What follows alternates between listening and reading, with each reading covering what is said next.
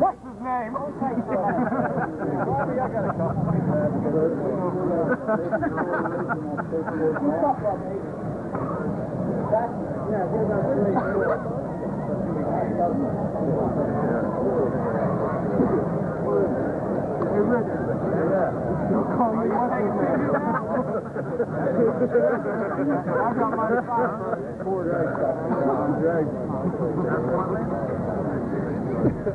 Thanks, fellas. No, that's all right.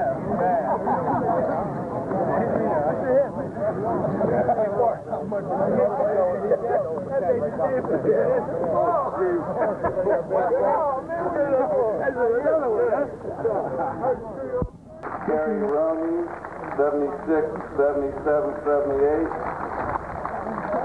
Keith Roney, 74 and 75. Scott Taylor, 1980.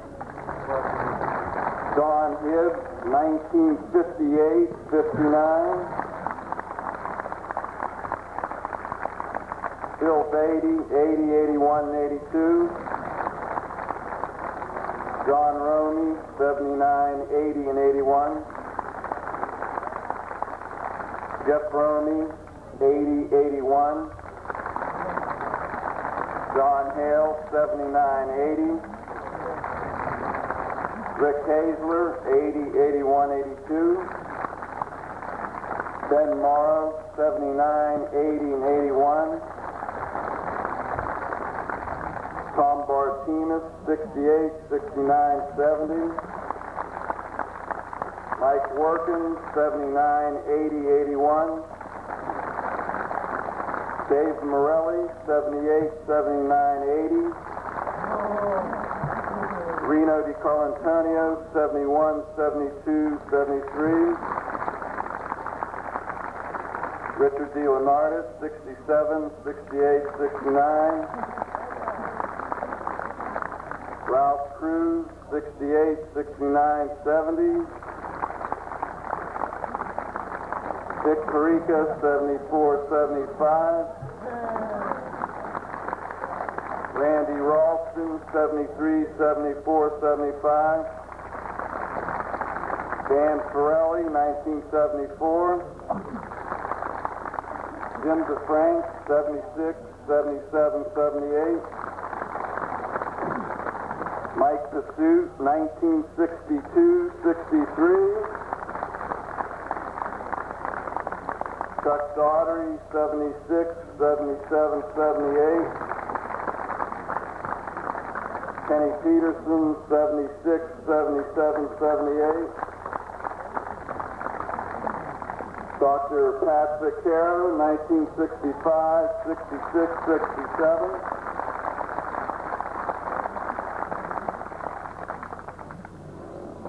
Chip Coulter, 1962, 63. Chico Swearingen, 73, 74, 75. Tim Bartinas, 68, 69, 70. And the coaches today, Sam Fornsaglio, 59 through 62. And Jay Caller with 57, 58, 59.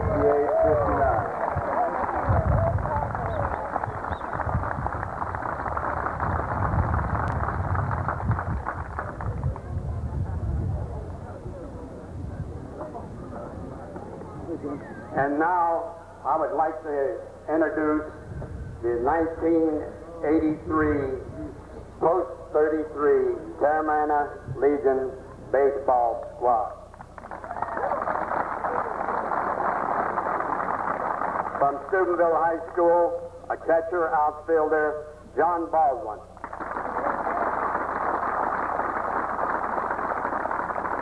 From Catholic Central High School, a catcher, outfielder, Brian Martinez.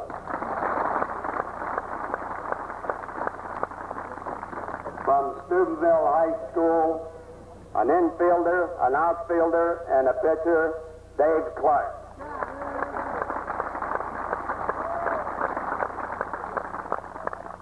From Wintersville High School, an infielder and a relief pitcher, Robbie Davis.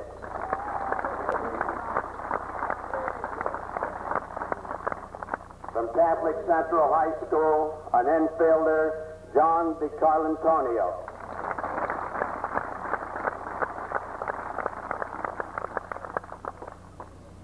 From Catholic Central, an outfielder, first baseman, and a possible pitcher, Mike Florak.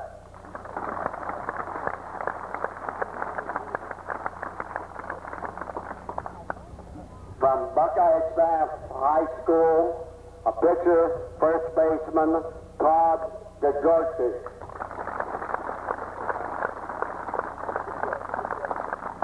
A player who is not here today because he is attending the wedding of one of our former players, his brother, Kevin Zaneski, from Catholic Central High School, an infielder. He will be with us, but he's not here today. From Buckeye South High School, a pitcher, infielder, Jay Coastal.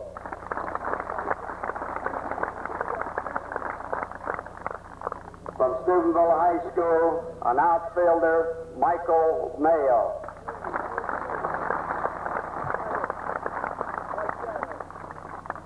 From Catholic Central High School, a pitcher, infielder, Bernie Mittenberger. From Catholic Central High School, a pitcher, outfielder, Larry Mittenberger. From Steubenville High School, a first baseman, pitcher, Davey Murray.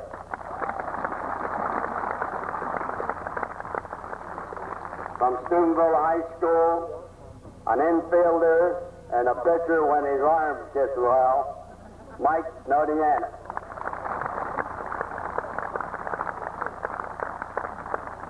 From Catholic Central High School, an outfielder, Joe Piro. From Steubenville High School, he graduated from Steubenville High School last year. He intends to go to college in the future. A third baseman, pitcher, Bill Rory.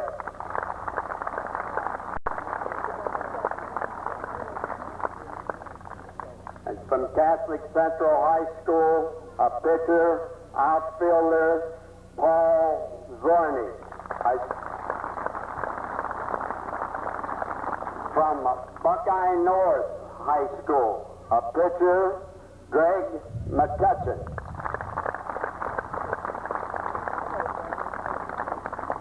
And now the coaches, Mark Stacy.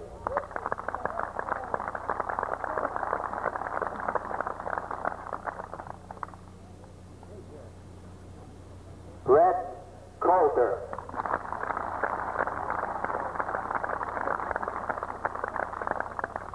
And as soon as he returns from his medical school, Johnny Maltese will also be one of the coaches.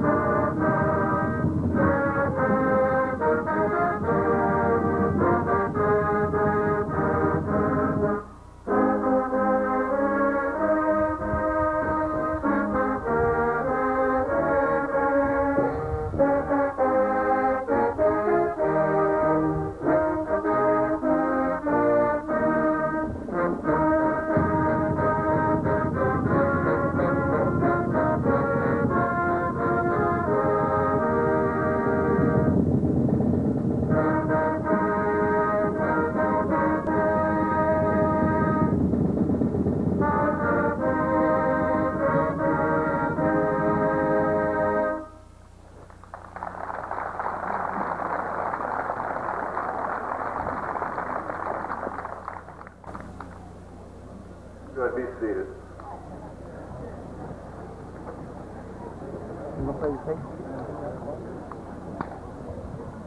now I'd like to introduce from the University of Steubenville, the president of Steubenville, Father Michael Scanlon. Did you get me a battery? That's it. Is that the new one? Yeah. Okay. You want me to stay with you? Yeah. Because we got to move this. It's a privilege to welcome you in the name of the University of Steubenville. We particularly welcome the American Legion team, Argonne Post 33, and all the alumni members of that team. We welcome all the supporters of American Legion baseball, our community leaders and friends, and all those that have been part of this project. Thank you. It's also my privilege to make the official dedication of this ball field. Under the dominion of God and petitioning His blessings, we gather today to dedicate this field. By the authority of the Board of Trustees of this university, and in response to the generosity and zealous service of this community, I hereby set aside this land for American Legion baseball and university baseball and other such compatible programs of this community and university, and designate this field to be known as Vaccaro Field in tribute to a great man and leader, Ange Vaccaro.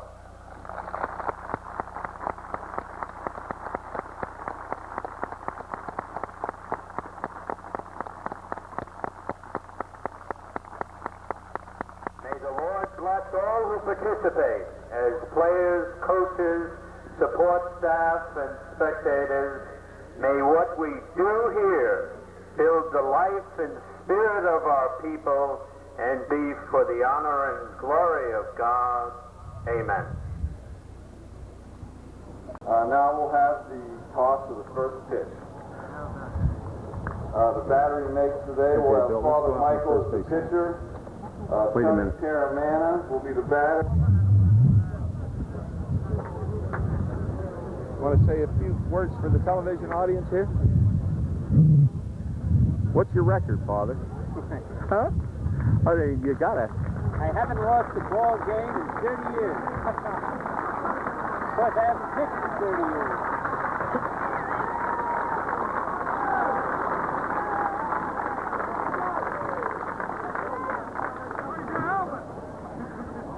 Ball one!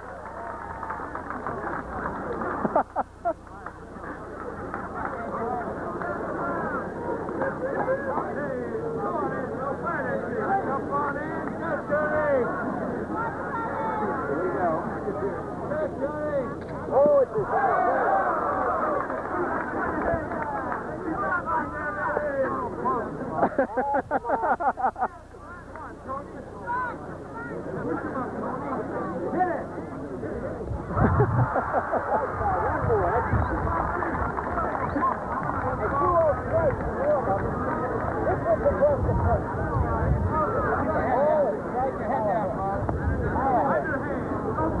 Now it hit. There you go now, Father, right down the middle.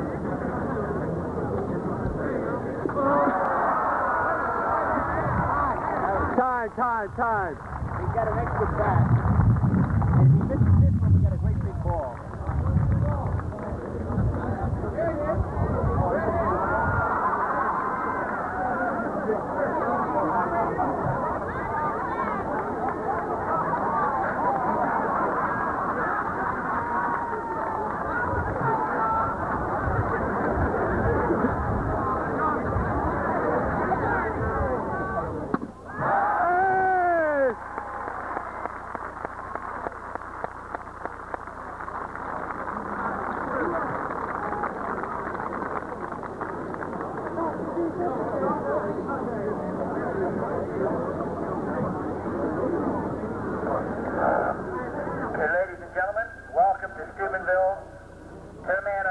region, RDOT Post 30.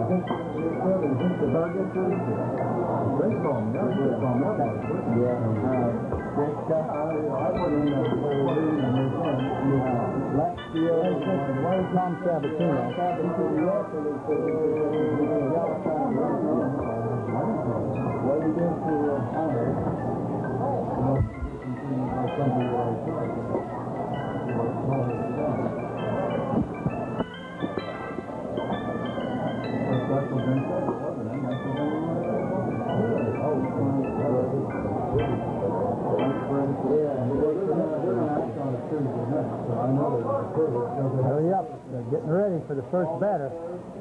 Yeah.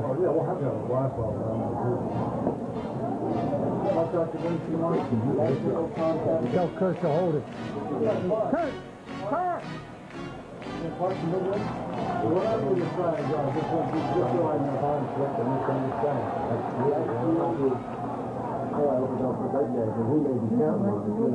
Angelica. I didn't know he was going to go there. He called me up. He called me up and asked if I could get him. I said, yeah, you told me. I'm fired.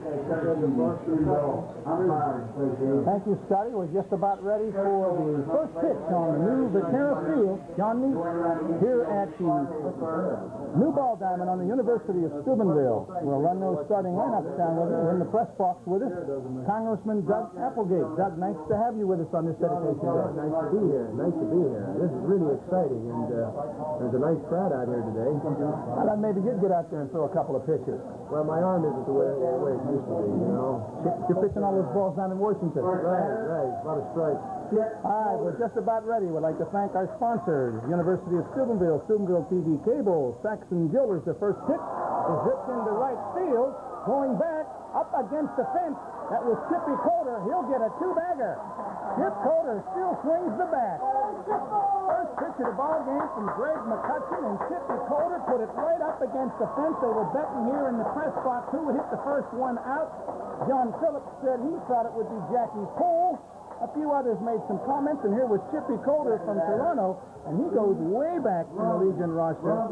As you may know, as we mentioned earlier, Chippy's playing second base. He leads it off with a double. Terry Romey, the right fielder. At second, Chippy Coder. Greg McCutcheon, your pitcher. Johnny Baldwin, the catcher. Pitch is just inside on a curveball. Excuse me, it's Steve Romey. We've got about 6 Romeys here this afternoon. Ross Galbraith's to my right, informing me that it was Steve. Good shot on the first pitch of the ball game by Chip Coder. He's at second. McCutcheon stretches. Fastball right back up the middle. Base hit by Romey. Coder's around third. He'll score as Mayo's throw is going to be late and high. And going on the second is Steve Romey. He's around second. Baldwin picks it up. The throw to third is not in time. So it's a single and an error on Michael Mayo. Romey gets the RBI. And the veterans have hit 2 shots to score a run. Coder doubling to right center against the fence, and Romey will go all the way around to third. On the throw to the plate, he takes second and moves the third on the air by the center fielder. A run in. Romey at third, and the batter is Ralph Crew. Doug, it looks like the old-timers have been practicing for a couple of weeks for this ball game. Yes, it surely does. But I think they need a little bit more oil in the joint. Steve Romey was not running too quick around first, but when he saw the throw get away, he took off and went to third. The third batter playing shortstop, Ralph Crew, former Big Red star, takes a pitch outside from Greg McCutcheon. A run in, Romy at third, and nobody out here in the top of the first. The second pitch is also high. It's 2-0 to Ralph Crew. Dave Murray at first, Mike Nodianis at second, Robbie Davis at short, and Butch Rory at third for post 33. Fastball called strike. It's 2-1. In left, Brian Bartimus, Michael Mayo in center, and Bernie Mettenberger out in right for the 1983 edition. The 2-1 pitch to Ralph Crew is downstairs. It's 3-1. McCutcheon and Baldwin, the battery mates. Behind the plate, Kurt Kohler at first, Nick Fonte, Mike Ferguson at second, and Walter Griska at third, the infield umpires. Pitch is outside, and the first walk of the game goes to Ralph Crew. It's first and third now. Nobody out for the Alumni. Down the left field line, Tom Sabatino. On the right field line, John Angelica. Umpires furnished by the Steubenville Umpire Association. A donation here to the Vaccaro field on the opening day here at the dedication ceremony. It's a beautiful Sunday afternoon, Doug. It really is. It's a magnificent day for both the activists and the spectators. Everybody's enjoying it. First time in over 3 months we haven't had rain. McCutcheon stretches. Steal of second. Baldwin's throw. They've got Crew hung up between first and second, and he's tagged out by Murray. As Nodianis took the throw, Crew was hung up as they tried the delayed double steal. J.P. Hollywood at third base, coaching at third, says to Sam Fonsaglio, "Hey, swinging, what did you do?" Sam puts his hands out and says, "I don't know, Jake." So that's the first out of the inning. Crew is caught, we'll call it 2-4-3. One out in the inning. I think the pitch was a strike to cleanup batter Rich DeLeonardis playing third base. Richard goes way back into the 60s as a third baseman, and he's a power hitter. He played from 67 through 70. McCutcheon stretches. Fastball swung on and missed. See if the count is 1-1 or 0-2. We have the scoreboard not operating because of a misfunctioning part that came. The curveball almost hit him. It's 2-1. 2 balls and a strike with Romy at third. The Alumni on top, 1-0, just underway here. Top of the first. Greg McCutcheon from Buckeye North. Fastball down low. It's 3-1 to Rich DeLeonardis. Beautiful Sunday afternoon, opening day for post 33, the 1983 squad against the Alums. The 3-1 pitch, swung on and missed. Now we've got the full count. McCutcheon looking for his first strikeout. He's a junior to be at Buckeye North next year. Throws a good, hard fastball. He gets the sign from Johnny Baldwin. The stretch. The delivery, fouled off to the right side. So the count holds at 3-2. The infield is up, looking to choke off the run. Romy with an RBI single drove in Chippy Coulter, who had doubled to lead off the game on the first pitch. The full count pitch is outside in this ball 4, and McCutcheon has walked his second straight batter. That puts runners at the corners at first and third, and Chico Swearingen, the lefty playing center field, comes to the plate.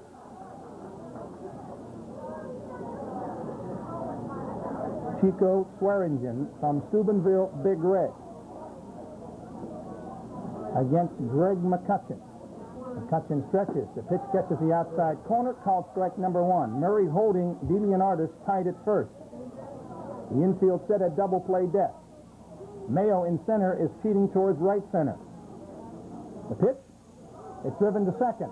Nodianis on the short for the force out, but they won't get the double play as Swearingen hustles down to first. The ball was not hit that hard. And Nodianis flipped on to Robbie Davis, who could not make the double play throw. So Swearingen aboard on a fielder's choice. Romy scores from third. The second run of the inning. Chico gets an RBI, and that'll bring up left fielder Lance Coulter with Chico Swearingen at first. So the alums, Doug Applegate, have put 2 runs on the board quickly here in the first inning. They haven't lost their touch. I'd say they've done pretty well, John.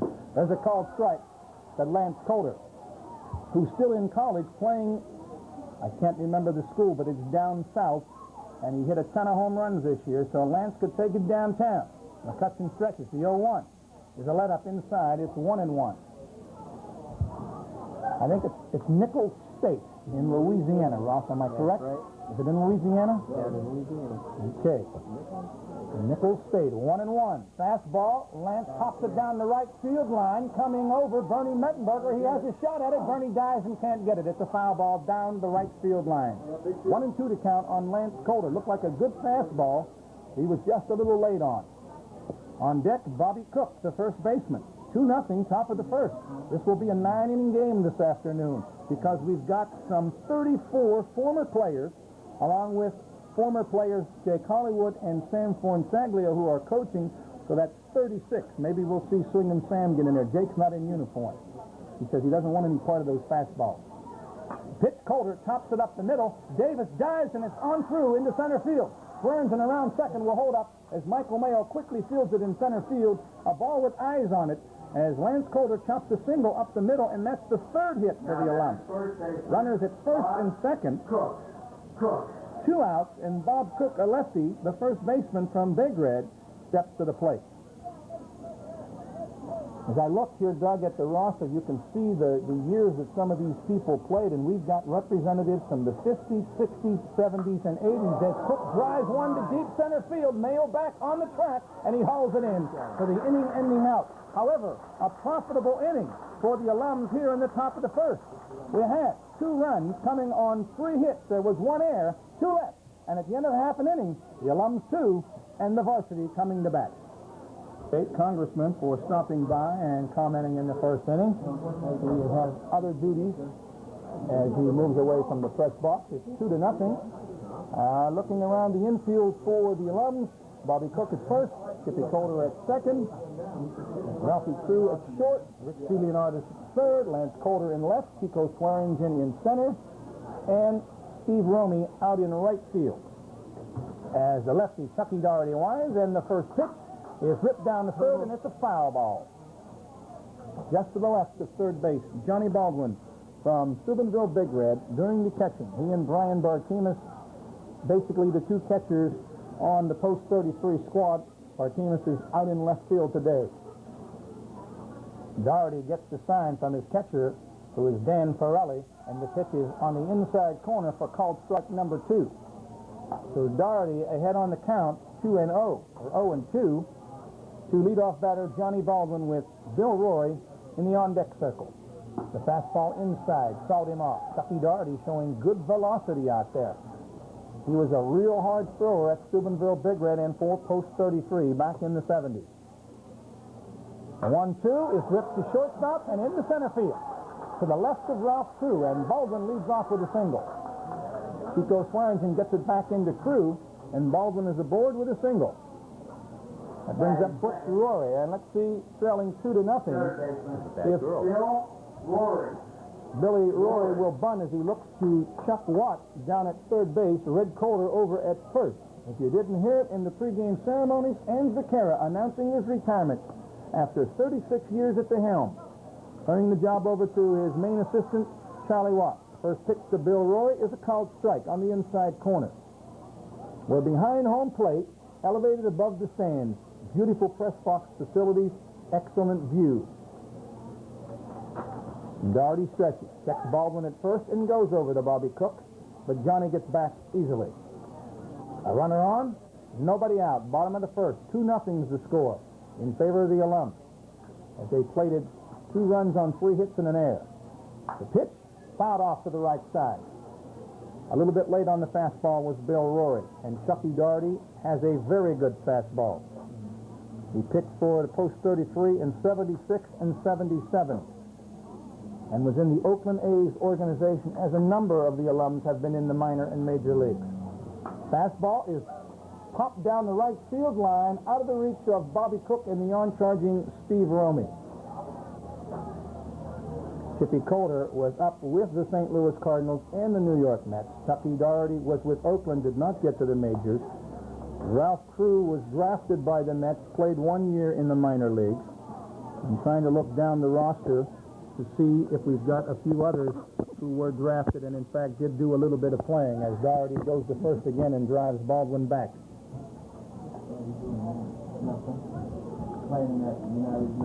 Excuse me, as I hit my microphone there. Reaching for my pencil. Doherty stretches, Curveball is popped into right center. It may find a gap. It will. Baldwin holds up and will stop at second as Butch Rory with a looping single into right center field has the second hit of the inning. So Doherty in trouble here in the bottom of the first. The first two batters, Baldwin and Rory, have singled. 2 on and nobody out. And that brings up Robbie Davis from Wintersville. Robbie looking at Chuck Watt. Robbie did not play Legion ball last year. Concentrated on basketball in the summer. A member of that outstanding Wintersville basketball team the last 2 years, and also ultra-successful baseball team as they were the OVAC 4A champions this year, the Wintersville Golden Warriors. Doherty stretches. Pitch is outside as his fastball from the lefty tails away from the right-handed batter. 2 on and nobody out. Baldwin at second, Rory at first. The infield up looking for the bunt. Fastball inside. It's 2-0, and Doherty is in early trouble, and warming up in the Alumni pen is Reno DiCarlantonio. As Jake Hollywood and Sam Fornsaglio may be going to the bullpen early. Doherty's fastball is just inside, and it's 3-0 to Robbie Davis, and the take sign definitely on. 2-0, bottom of the first. The alums plating 2 on their first at bat. But the 83 squad trying to come back. Doherty's pitch is right down the pipe for a called strike. It's 2-1 to Robbie Davis.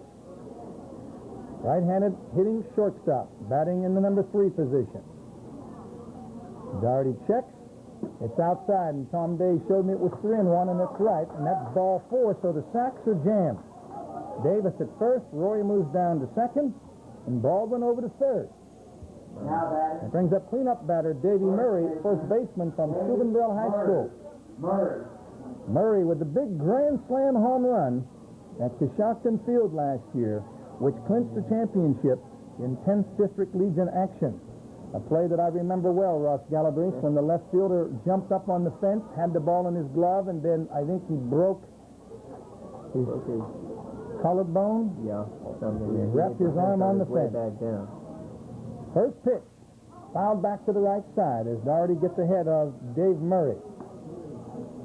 We'll be going back to the Parrot game intermittently as the Buccos were leading 1-0 in the fourth. Playing in Wrigley Field in Chicago. We're here at Vaccaro Field in Steubenville. 2-0 the alums. Fastball is popped into right field. Going back, Coulter. Romy in, and Romy makes the catch. The throw to the plate will be not in time. As tagging and scoring Johnny Baldwin as Steve Romy and Chippy Coulter almost collided. Romy, we were watching in the pregame, has an excellent arm, but the collision, almost the collision, threw him off balance. He made the catch. But his throw was not in time. Murray gets a sacrifice fly. Rory holds at second, Davis at first. A run in, 2 on and 1 out. As Ralph True calls timeout, and they're going to make an appeal play at third on the tag, and the throw is no. Walter Griska gives it the palms down sign. We've got 5 umpires on the game. 6 umpires on the game. John Angelica on the right field line, Tom Sabatino the left field line, Walter Griska at third. Mike Ferguson at second, Nick Fonte at first, and former Post 33 player Kurt Coulter behind the dish. The Doherty fastball is up high on the first pitch to Mike Nodianis, right-handed hitting second baseman. 2 on, 1 out. The score is 2-1, the alums.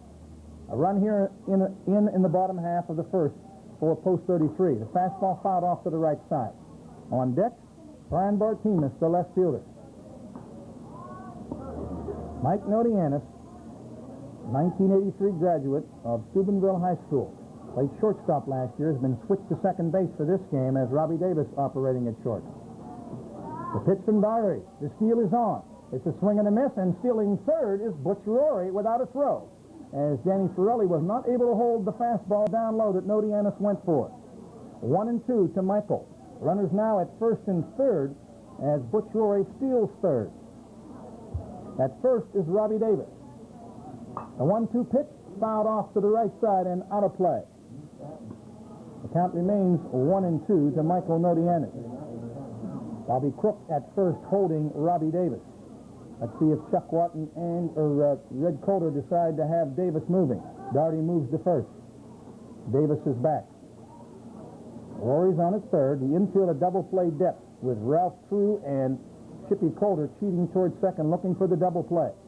Doherty's delivery is smashed into left field. It's over Jesse Poole's head, and it is off of the fence. Rory scores. Around third and heading for home is Davis, but he stops. And rightfully so, as pulling into second is Michael Nodianis, as his ball, had it been a little higher, would have been out of here. The fence is about 10 foot high, and it hit high on the fence. A two-bagger for Michael Nodianis. And he drives in the second run of the inning. Butch Rory scoring from third. Davis moves on to third on the double, and it's second and third as good aluminum on that ball by Michael Nodianis. I was going to say good wood, but they don't use the wooden bat. Two runners in, two on, second and third occupied, one out, and Bartimus, the left fielder, is the batter, and he swings and misses at a Doherty's fastball. 0-1 to Brian Bartimus, right-handed batter from Steubenville Central. Doherty winds and catches the outside corner, and it's 0-2 to Brian Bartimus, the fourth Bartimus brother to play for Post 33. Greg, Timmy, and Tommy preceding their brother Brian. And Brian goes for a bad pitch, and Chucky Doherty gets his first strikeout as Bartimus waves at a fastball on the outside corner. Out number 2. Bernie. Lies at second and third. Davis at third, Nodianis at second, and Bernie Mettenberger, the right fielder from Catholic Central, is the batter. Doherty with a full windup, catches the outside corner for a count strike number 1. That fastball is now tailing away from those right-handed batters. Score is 2-2. Fastball swung on and missed. Count 0-2 to Bernie. As the alums played at 2, their first two batters scored. Romy and Coulter, and now Baldwin and Roy, the first two batters for Post 33, have scored. Pitches down low on the fastball, and it's 1-2. The sun shining brightly over Vaccaro Field here on the campus of the University of Steubenville. As the alums face the 83 squad. Doherty strikes out Bernie Mettenberger, so a profitable inning for Post 33 here in the bottom half of the first. 2 runs coming on 3 hits. There were no errors in the inning and 2 left. And at the end of 1, we're deadlocked at 2-2. Straight away to Dan Morelli from Catholic Central, the catcher. McCutcheon's fastball is just inside. Sam Fornsaglio coaching at first, and Jake Hollywood at third for the alums. Greg McCutcheon from Buckeye North. Fastball driven down the first base side and foul as Nick Fonte, the first base umpire, hurt his back reaching for the foul ball. Got to get in shape, Big Nick. The game this afternoon being brought to you by these fine sponsors as the Bumblebee came back in and almost hit me, Ross Gallagher. Oh, and he was bumbling around. Excuse me, folks. We had that problem down in Athens last year. McCutcheon's 1-1 pitch catches the inside corner, and it's 1-2 to Dan Morelli. As we were telling you, as sponsors, the University of Steubenville. I didn't realize that you could move so fast, John. Thank you, Thomas. The 1-2 pitch is called strike 3, a beautiful breaking ball by Greg McCutcheon. He caught Danny Morelli looking. Out number 1 in the inning. Once again, getting back to those sponsors who, without their fine support, this game would not be possible on the radio here on 1340. University of Steubenville, Steubenville TV Cable, Saxon Jewelers, Travel Masters, Joe Leonard Auto Broker, Pepsi Cola, and we're having a couple of nice glasses of Pepsi Cola. Wayne Jewelers in the Fort Steuben Mall, Bonanza, Merle Norman Hair, and Center Video. Chuck Doherty takes the first pitch, a curveball from McCutcheon for a called strike. The second pitch is a fastball, and it's 0-2, and Greg McCutcheon in the groove here as he struck out the first batter, Morelli, on a beautiful curveball, and he's 0-2 to Chucky Doherty, the pitcher. The wind by the righty. Curveball driven into left center field. Bartimus over. He cannot get it. It's up against the fence. Doherty chugs around first base, and he'll pull up at second with a stand-up double. Chucky Doherty catching the curveball and driving it into left center field is at second with 1 out. And that'll bring up Chippy Coulter, who drove the first pitch of the ball game up against the right center field fence. So the alums with 2 doubles already. They're looking for more. We're tied at 2-2 here in the top half of the second. Chippy Coulter, who really never got a break with the St. Louis Cardinals. I can remember his situation well. He was one of the best players that I've ever coached against, as a left-handed hitting second baseman for the Toronto Red Knight squad and then for post 33. And he just never got the break that was needed. He takes the pitch down low. What I mean was he was the backup man to Julian Javier. And when Javier retired, the Cardinals traded for Teddy Sizemore. And Coulter never got the break that he needed as he pops one high, a home run in an elevator shaft. Davis shades his eyes and takes it near second base. Coulter pops up to shortstop. 2 down as Steve Romey comes to the plate. Romey with the first RBI of the game, a single that drove in Coulter from second. He later scored after moving around on the throw to the plate, and when it got away, he went to third and then scored on a fielder's choice by Chico Swearingen. Doherty at second with 2 out. McCutcheon's breaking ball is popped up almost to the same spot. This time, Nody Annis moves over, shades his eyes, and takes it by second. So 2 straight pop-ups in the inning. And for the Alums, no runs on 1 hit. There was 1 left. And at the end of an inning and a half, we're deadlocked at 2-2. We'll be back. So again this year, we'll do the 10th District Tournament right here at Vaccaro Field, 15th, 16th, and 17th of July. And if they're successful, we'll be in Athens again as Michael Mayo takes Tuggy Doherty's first pitch for a ball. Here comes the 1-0 pitch to Michael. And it's a called strike as Kurt Coulter, the home plate umpire, barks the strike call out. Former post 33 player Kurt Coulter in his second year of umpiring doing a fine job behind the dish. Doherty's 1-1 pitch is driven down to second base. Chippy Coulter up and on to Bobby Cook. Mayo retired 4-3. Second baseman Coulter to first baseman Cook. And Doherty has now retired to 3 straight batters after being touched up for 2 runs on the Nody Annis double and the Butch Rory single. Got a pinch hitter now. Michael Florak is pinch hitting for pitcher Greg McCutcheon. Florak left-handed hitting. He'll be a junior at Catholic Central next year. Lefty against lefty. Doherty's curveball is inside as he brushes him back. 1 out here in the bottom half of the second. Nobody on. 2-2 score.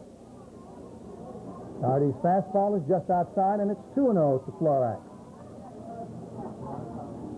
Florak listed on the roster as outfielder, first baseman, and possible pitcher, as it's a called strike on the inside corner to take sign on, and it's 2-1 to Mike Florak. On deck, catcher Johnny Baldwin. The lefty delivers, foul straight back in the screen, and the count evens at 2-2. There's the first play. Sun continues to shine. That was the first play. All right, next pitcher will be Reno DiCarlantonio for the Alums. He was warming in the bullpen during the first inning. Doherty winds, the curveball fouled back to the screen. The count holds at 2-2. Thanks, John. The outfield with Chico Swearingen in center is shifted over a little to right center. 2-2 pitch. Pump foul down the left field line. Count continues to hold as Florak has fouled the last 3 pitches off. Steve Romey is over towards the right field line, and straight away in left is Lance Coulter. 2-2 delivery. Chopped down to second base. Chip Coulter up and on to Bobby Cook. So Florak retired 4-3, as was Mayo, 2 up and 2 down. And that's the last 4 batters retired by lefty Chuck Doherty. And that'll bring up Johnny Baldwin, who singled to lead the game off and scored the first post 33 run. Baldwin, your catcher, leadoff batter. 2 up and 2 down here in the bottom half of the second inning. Our score 2-2. Doherty gets Baldwin swinging and missing on the fastball that tails away on the outside corner. 0-1.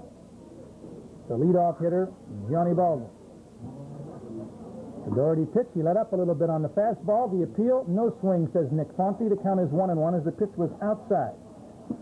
Nick's right on top of that play.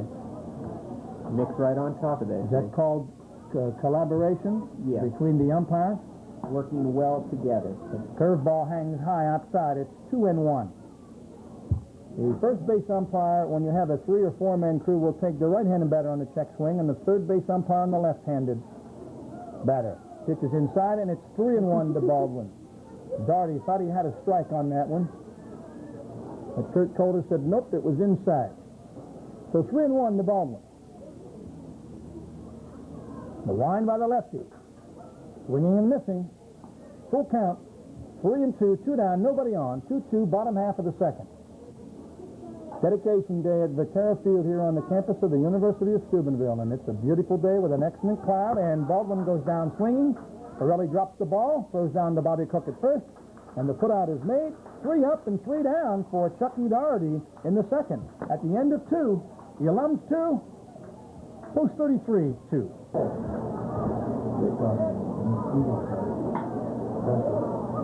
Can you really? Yeah, he said he's going to make the laser next to you. Chicky, listen, can you go down there and get those hands coming out here?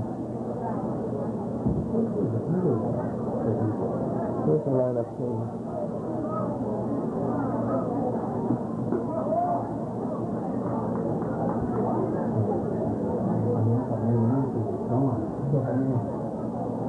Looks like they're pretty good.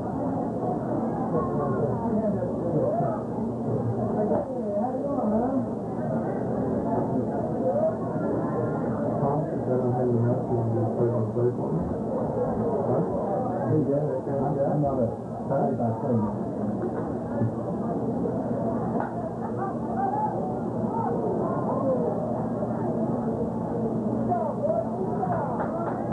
Gallinar's batting again, right? 18. Yeah. Now batter, third baseman, Rick Gallinard. Yeah, he will be when they go out in the third.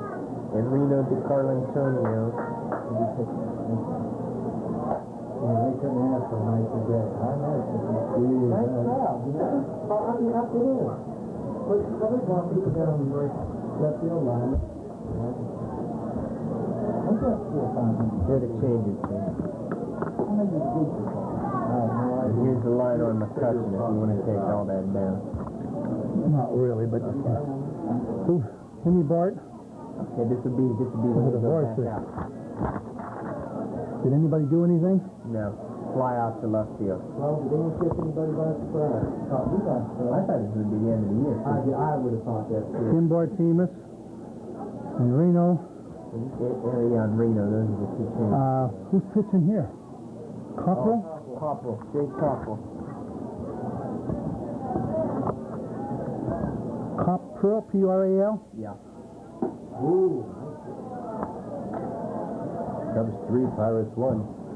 Tom, they're going to sweep them. Yeah, but they need Saturday, they're going to be by long distance. Yeah. He's young. I can't figure Push him it up. out. Push it up on it. Long as my player do everything. Oh, no way. Who's batting? The Braves fan before they start. This crew? Number 18. That's Rich Illinois. What crew do? Fly out left field. Tough play. Nothing. What's the call? A bleeder. That's a bleeder. Air on the pitcher. Should never throw a pitch like that. Hey, big fat now. Chico. Air on the pitcher. You shouldn't throw it like that. Now batter, Chico Swearingen. What's he doing now? Playing music. It's not going to be there, but line on McCutcheon. I got it. I'm in. I heard. Talking to you guys on the field. Trying to pull the hidden ball trick.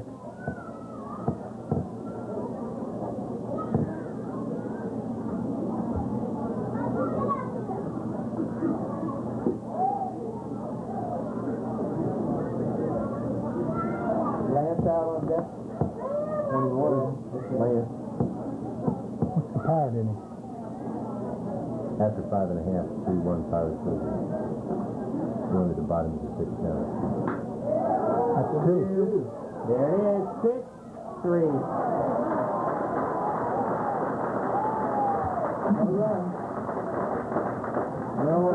Terry Romey in Terry center Romey in center for Chico. and Randy Ralston.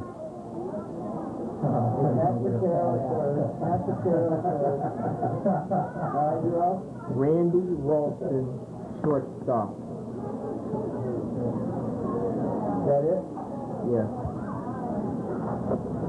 Defensively for the Alumni now, we have Pat Vaccaro at third base and Randy Ralston at shortstop. Leonardis comes out of the game. Chico hits into the double play and they take him out. Reno, the super wop with his white shoes on. Whoa. That should be caught. Yeah, it has to be. It's up there way too Where long. is that? Okay, we got Robbie Davis. Now batting, shortstop, Robbie Davis. Davis.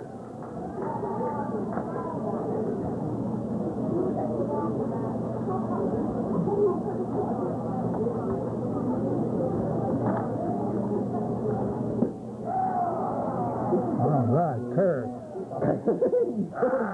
Causing strike. The Reds looking in there and say, wait a minute. Son, that wasn't a good one. You were up. You wanted him to call that a strike on you.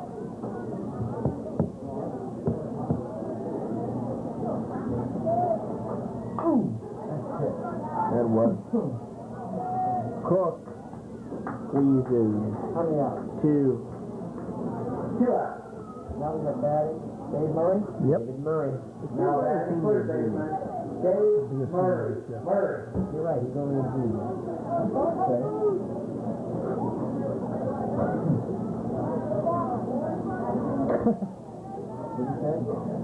Back of the ball.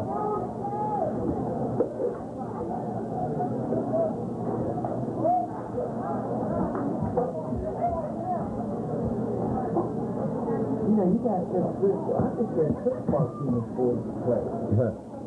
Huh? I think there's about 6 4. teams. 4? Timmy, Tommy, Greggy, Brian. and Brian. I thought there were more than that for some reason. This guy, I know, can put one out.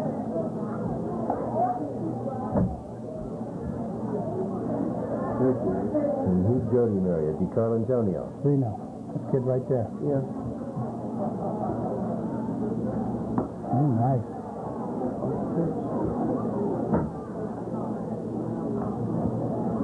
We have someone new in left field. That didn't look like familiar out there. Who's doing that? That last out there still going forward. Maybe that is not. I think that's time I'll bring my glasses. Well, next time you're not going to have this problem.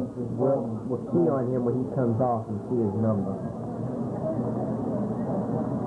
Okay, Scotty, we're in the bottom half of the third inning. The score is still 2-2 as David Murray has just drawn a 2-out walk from new pitcher Reno DiCarlantonio. Rory flied out for the first out here in the bottom of the third. Robbie Davis popped to first. Now Murray is on with a 2-out walk, and that'll bring up Mike Dodianis, who doubled his first time up. In the top half of the third for the alums, Ralph Crew flew out to center.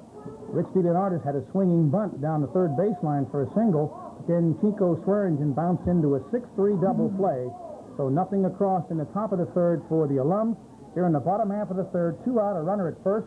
The score still tied at 2-2. A ball to Mike Dodianis with teammate David Murray at first. Reno DiCarlantonio on in relief of Chucky Doherty, who went 2 innings, gave up 2 runs. Jay Copperell from Buckeye South pitched the top half of the third for post 33 and set the side down in order, relieving Greg McCutcheon. 2 balls and no strikes to Dodianis. Here's a fastball taken for a called strike. It's 2-1. Substitutes in for the alums. Timmy Bartimus is catching in place of Dan Morelli. Reno DiCarlantonio on the mound. Pat Vaccaro at third. And Randy Ralston replaces Ralph Crew at shortstop. And I think also we have Terry Romey in center field replacing Chico Swearingen. The only substitute for post 33 is Jay Copper, who replaced Greg McCutcheon on the mound. Next pitch is a ball inside, and it's 3-1 to Mike Dodianis. DiCarlantonio, former Steubenville Central star, in danger of walking his second straight batter. Is it full count, Ross? No. 3-1. You think Murray's going to steal on this pitch? Okay, we'll see what you think. You catch the sign? I don't know if I Carl did. Antonio catches him as the pitch out, off the glove. It was the ball 4. Murray had second stolen. Now, wait a minute. It wasn't ball 4. He said he swung. He said he swung. Stolen base. So it's a stolen base for David Murray. The count now is full on Mike Nodianis, 3-2. Murray in scoring position would be a pass. Well, it would not be a pass ball because Murray was on the go. Bartimas couldn't handle the pitch outside. I told you he was going to run. A full count pitch, sidearm fastball is high. And Nodianis draws the second walk of the inning. So 2 2-out walks to Murray and Nodianis. And that brings up Brian Bartimas with his brother Timmy behind the dish. And Reno DiCarlantonio on the mound. 2-2, bottom half of the third inning. Murray at second and Nodianis at first. Fastball is upstairs, and DiCarlantonio, after retiring Rory and Davis easily, has walked the last 2 batters and is experiencing control problems. There's a curveball up high, and it's 2-0. Brian looks down at third at Chuck Watt. No one in the bullpen.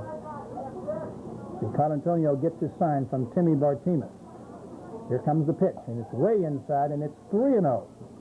So Brian Bartimas will not offer any of these next 2 pitches, I believe. On deck, Bernie Mettenberger. Bartimas, a strikeout victim his first time. The 3-0. There's a strike on the inside corner. 3-1. 2 on, 2 out. 2-2 the score, bottom half of the third. Dedication day at Vaccaro Field here on the University of Steubenville campus. The 3-1 delivery is pop foul back over the screen. The count is full. The runners will be moving on the 3-2 pitch with 2 outs. Full count.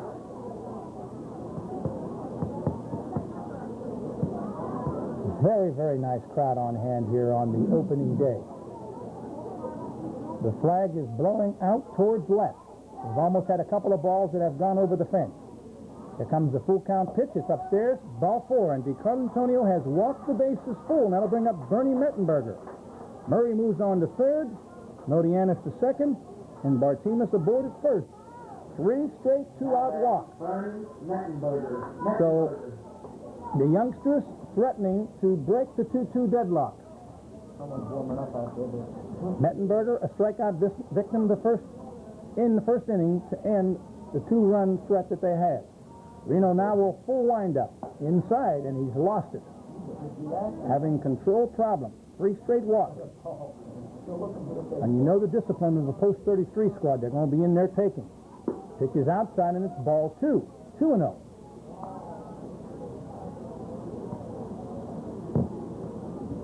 Bernie Mettenberger with number 22 on his back. Takes a pitch way outside, and it's ball 3.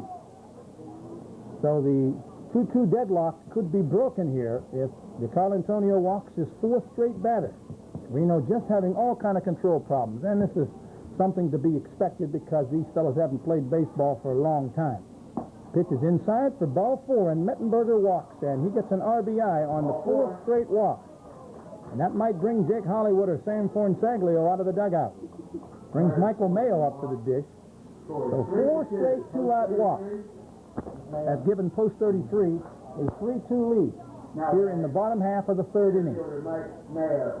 Mayo. The outfield straight away for the alum. DiCarlantonio's breaking ball is into the dirt. Ball 1. Somebody's out in the pen. Yeah, but I don't know who it is. Got a right-hander warming out in the pen for post 33, alum. Here comes Bill. Fastball up high, ball 2. And he's getting ready quickly. Let's see if we can pick him up. Got a number, Ralph? Here comes the messenger. The messenger man. And now Jake Hollywood is out of the dugout. We'll stall a little bit for time. Mr. Gorman's our messenger man. Mr. Roman. Garman. I'm sorry, Mr. Garman. I knew. Well, that's all right. William T. Bill will forgive me. Umpires on the plane. Tom Gorman. Tom Gorman, the umpire, right. Mr. Bill Garman, a realtor. Well, Jakey's discussing with his pitcher Reno. He says to Kurt Coulter, the home plate umpire, how about widening that strike zone a little bit for the old-timers? They need a little bit of help. Uh-oh, 41-year-old Donnie Hibbs warming up in the pen.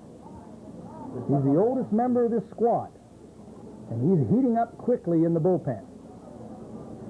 Played semi-pro ball for the Steubenville Stars back in 73-74 as Michael Mayo takes a pitch inside for ball one, and Reno DiCarlantonio experiencing all kind of difficulties after retiring the first two batters here in the bottom of the third. He's walked 4 straight. Now there's a called strike. It's 1-1 to Michael Mayo. Really was. He had 2 on him. Oh, I wasn't. Is that right? I wasn't even watching. Thanks. Before Jake went out. I was checking the dugout. There's a called strike as he got the corner. The count is now full. I think Jakey Hollywood talked to Kurt Kohler a little bit about lengthening that strike zone. So the runners will be moving. Bases loaded, full count on Michael Mayo, 2 down. Reno steps back off the pitcher's plate. Charlie Watt motions to the base runners. Take off on the pitch. Back on the windup. Here it comes.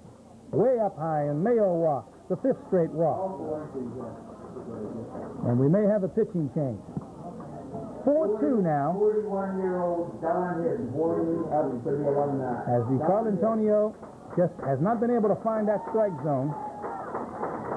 As James Copperell, the pitcher, steps into the batter's box. Mayo at first, Mettenberger at second, Bartimus at third. All aboard on walks. Murray and Nodianis have scored the 2 runs. They got on walks. 5 straight, 3 passes. Reno DiCarlantonio winds. There's a called strike on the outside corner. Going mostly with fastballs, but he's been up high, if anything. Copperell gets the sign from Chuck Watt. Here comes the windup by Reno. Inside, almost hitting. The count evens at 1-1. Vaccaro at third, Randy Ralston at short, Chippy Kohler at second, and Bobby Cook at first in the infield for the Alum. Fastball is driven high and deep to left field. Going back is Lance Coulter. He's on the warning track and makes the catch as he runs into the fence. As Jay Copperell drove it deep to left on the fastball, but Lance Coulter hauled it in for the 3rd out of the inning. However, in the inning, for post 33, 2 in tournament in Athens. This is inside for a ball, as Lance's brother, Kurt Coulter, is a home plate umpire. You know that, plus Kurt's dad is also one of the post 33 coaches. Here comes the pitch from Jay Copperell. It's a fastball up high. It's 2-0.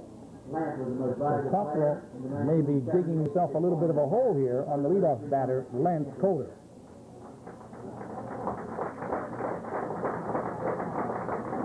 Jay Copperell, righty from Buckeye South. Full windup, fastball, driven high and deep to left center. It's going, and it is out of here. Lance Coulter kissed it goodbye. Over the 380 sign in left center field. Or is that a 360 sign? I can't see that far. 380, Lance Coulter, the first shot out of the park from McNichol State.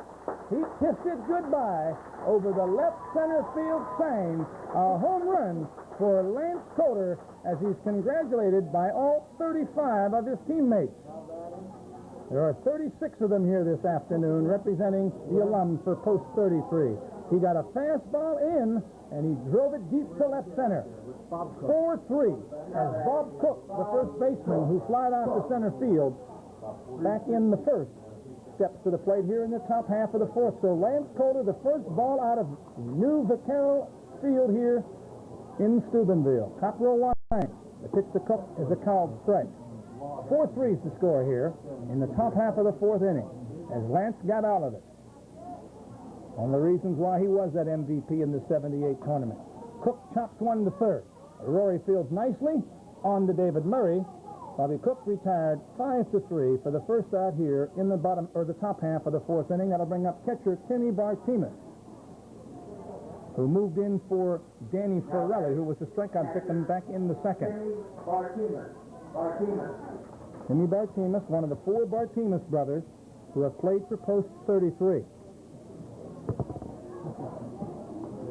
Copperell's first pitch is a curveball that hung very high. 1-0 to Timmy. The post 33 alums are wearing white and the gray uniform. Some 36 of them. Fastball is just low. It's 2-0 to Tim Bartimus. Right-handed batter, catching, also plays the outfield. The line by Jay Copro. There's a strike, 2-1. As Sam Fornsaglio coaches first, and Jake Hollywood down at third looking at his roster, as there'll be many substitutes coming in, especially for the alums, with 34 eligible players. Fastball swung on and missed. Copperell has now evened the count at 2-2. One out here in the fourth. Leadoff home run by Lance Kohler in the fourth inning has narrowed the score to 4-3 in favor of post 33. Is the 2-2 delivery. Just inside. The count is now full. Nobody on. One away. We're live from Vaccaro Field. Intermittently giving you the Pirate game, which is 3-1 Cubs, last report in the sixth. Fastball got him. Martinez goes down swinging, 2 out in the inning, and that'll bring up Reno DiCarlantonio, who relieves Chucky Doherty. Doherty doubled his first time up. This is Reno's first at bat. Many of these former post-33 players play in summer softball leagues, Reno being one, Jimmy Joe DeFrank, Michael Pursuit, Vic Perica, Ralph Crew, a couple of the Romy brothers, Randy Ralston. DiCarlantonio takes the first pitch down low for a ball. Chico Swearingen. I've seen those fellows play. Lance Calder, Bobby Cook. All of them play summer softball. There's a called strike. 1-1 to Reno DiCarlantonio. 2 down here in the top half of the fourth. 4-3, the youngsters. Pitch is just low. So Reno ahead on the count at 2-1. The outfield playing just a shade to left center. Michael Mayo, the center fielder, is about a step to left center. Pitches outside, and it's a 3-1. Copro, in his second inning of pitching, has given up only 2 hits, but one of the hits was erased on a double play, and the other hit was Lance Calder's leadoff homer here in the fourth. Reno lines one down the right field line, just foul. So the count is full. 2 down, top of the fourth. Really nice crowd here this afternoon for the dedication ceremonies and staying on to watch the ball game. We've had our first home run of the year, Lance Calder from the alums over the left center field 380 mark. The full count pitch is outside, and Reno DiCarlantonio draws a 2-out walk. He's the tying run at first, and that'll bring up leadoff hitter Vic Perica, who's moving in at second base to replace Chippy Calder. Vic from Steubenville High School, 74-75 performer for post 33. Copperell checks DiCarlantonio, who's moving on the pitch, hit and run, a grounder into the hole. Davis backhands. He'll go on to first, and Murray stretches and got him. Nice play by Robbie Davis, as he couldn't get DiCarlantonio at second, who was on the move, but his throw to first to a stretching David Murray just nipped Vic Perica, who chats with first base umpire Nick Fonte, and said, Nick, but he was out by a couple of steps. John.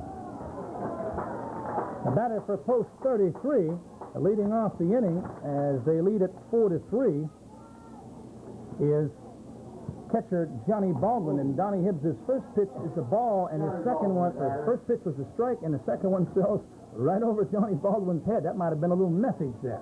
1-1 from the veteran Donnie Hibbs. Fastball outside. It's 2-1.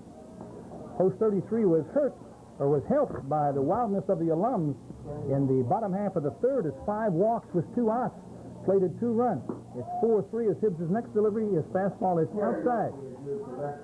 And it's 3-1 to Johnny Baldwin, who is 1 for 2. Singled, scored a run, and struck out his last time. Hibbs' fastball is up high for ball 4. And that's walk number 7, given up by post 33 pitchers. That's the alumni pitchers, that is. Walks have hurt the alum. Bill Rorty, third baseman, 1 for 2, an RBI, a run scored, a stolen base. The runner at first is Baldwin, a threat to go. Bunt down the third baseline by Rory. Hibbs fields his throw on to first baseman Ricky Hazelup is just in time to throw back to second, and almost Johnny Baldwin almost got cut off going around second as Hazlett's throw was stuck into shortstop Randy Ralston, who put the tag between his legs, but not in time to nip Baldwin, who was thinking about going to third. So it's a sacrifice for Billy Rory. Don Hibbs made a fine backhand stop between the pitcher's rubber and the third baseline and threw on to a stretching Ricky Hazlett to record the out, 1-3. 1 out in the inning, Baldwin at second. Hibbs stretches, checks the runner, wild pitch. No chance for Bartimus to field that one, and moving on to third on the wild pitch is Johnny Baldwin. So a runner in scoring position at third, 1 out, and Robbie Davis the batter. Robbie is 0 for 1. He walked in the first and popped first baseman Bobby Cook back in the third. 4-3 here in the bottom half of the fourth inning. The youngsters leading the Alum. Hibbs wind up, is chopped to short. Here comes Ralston. He won't have a play anywhere as it was a slow hit ball. Baldwin scores the 5th run. Davis gets the RBI on the infield single as Randy Ralston was able to field it.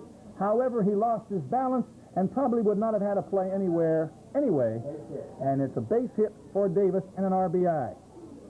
Now batting, first baseman, Davey Murray. Murray's the batter with 1 down, and Davis at first. Murray is 0 for 0. Sacrifice fly, RBI in the first, and he swings and misses. The steal is on. Bartimus' throw is low. Vic Perica scoops it up and pretends it rolled into the outfield, but he didn't fool the sliding Robbie Davis. Stolen base, Davis. He's at second with 1 out. And David Murray, as I was mentioning, 0 for 0. Sacrifice fly, RBI, and a walk, and he scored a run, and he has a stolen base. First pitch, I think, was the ball to Dave Murray. Don Hibbs stretches, checks Davis at second. The 41-year-old delivers. It's outside. Ball 2. We're in the bottom half of the fourth. Oh, that's the two? 5-3 the score. Yes, Rod. Maybe they're taking advantage of the old-timers catchers just a little, as a third stolen base. Well, you know they want to get a little bit of running in as Hibbs' next pitch is up high, and it's, I missed a strike in there. It's 2-1. The first pitch was a strike on the steal. David Murray, first baseman, cleanup batter. Fastball is chopped down to third. It's a fair ball. Pat Vaccaro picks it up across the diamond to Hazlett, trying to go to third. Out at first, the throw to third just gets away. And here comes Davis. He's scampering home. Left fielder Terry Romey picks it up, and Davis slides in safely. He beats the throw. Good hustle by Robbie Davis. Pat Vaccaro with a fine play threw David Murray out 5-3. Davis from second went to third. The throwback from Ricky Hazlett got away. There's an appeal play at the plate, and they call him out for missing the plate. It happened in the Pirate game this afternoon, and it also happened here at Legion Field. And there's Charlie Watt pointing where Kurt Calder's hand is, and Kurt's pointing, and Kurt and Charlie are having a discussion. Charlie shakes his head and walks to the dugout as the run does not count. So, in the inning, as we total it up, there was 1 run for post 33. Coming on 1 hit, there was 1 error in the inning, and nobody left. And at the end of 4, the youngsters 5, the oldsters 3. 1 run, 1 hit, 1 error. Peterson batting. Who's up? Martinez first bat. Number 20. Number 20 is the batter. That's Martinez, not 20. Tommy's got a beard, too. That could be him. It's number 20. That's right, Tom Martinez, the right fielder. Now batting, Tom Martinez. Tom Martinez.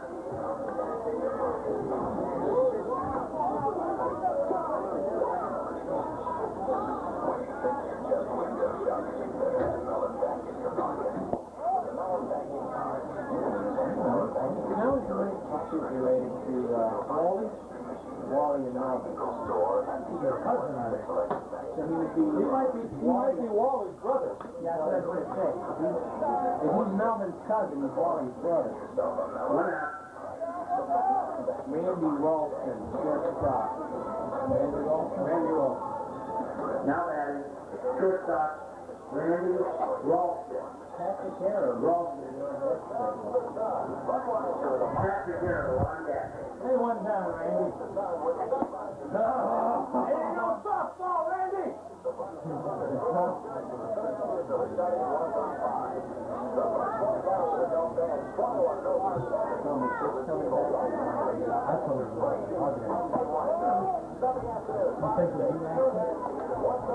don't know where to go.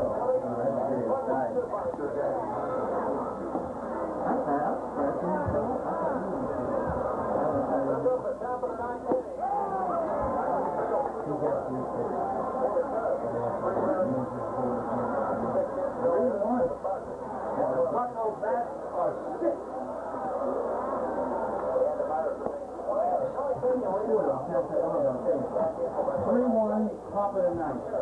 Top up.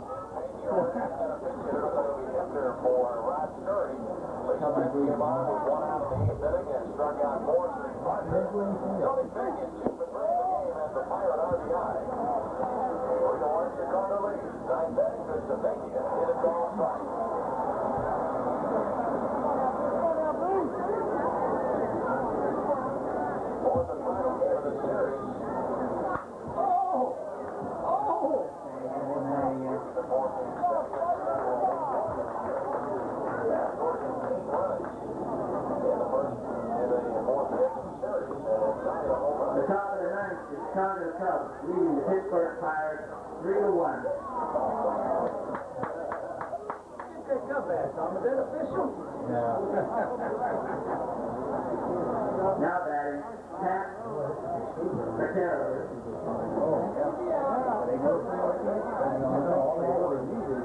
All they need to do is put a hole in there. You don't want that. You'll get awful hot. Yeah, you got the windows out. You're not going to get the crowd noise effect. You're going to get the noise from the air conditioner.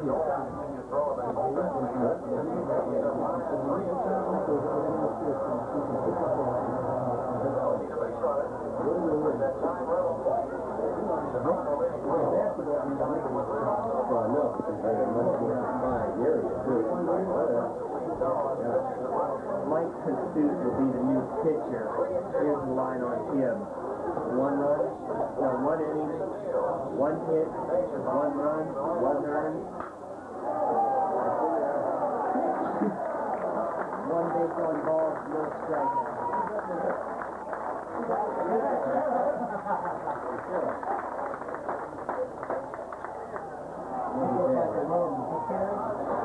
Number 12? Yeah, that's Terry Romy. Now batting, Terry Romy.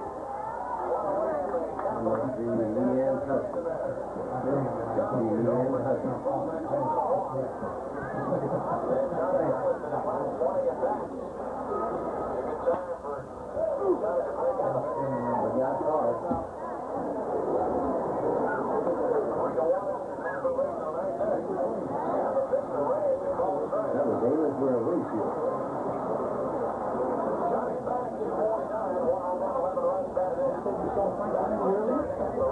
Sure? Maybe it was fun. I haven't seen it. I can't tell it apart. So friends on the radio, and him know when to come, so they ain't cursed. The other one, he did a 10-inning game last night, so long. It was a hell of a game.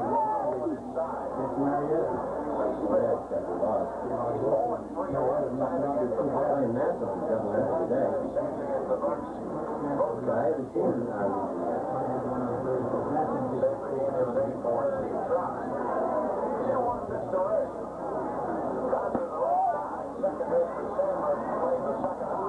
Give him the field sign there, Sammy. Sammy, go ahead, Pat. Go ahead. That is 5-3. Send him down. Oh, Kurt, that was good, Kurt. 3-1.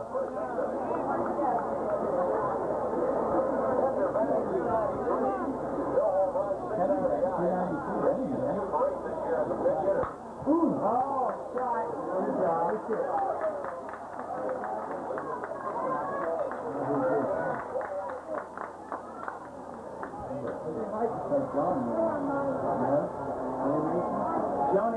Johnny Robbie, I think, or Billy Mason.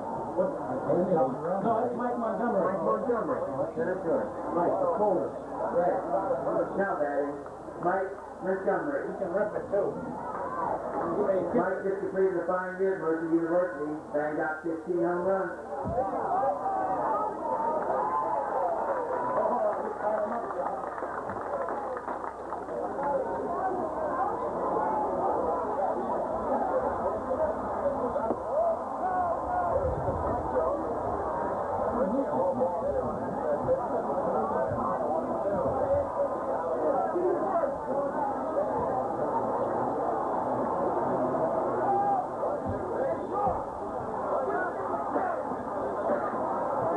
One over his head and one in the third. 16 yards.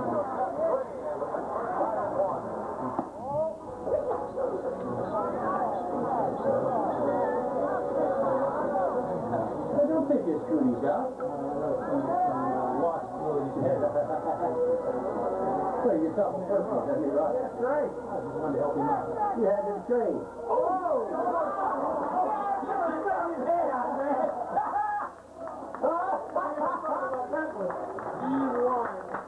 This is cool. Look, never took a guy off the play.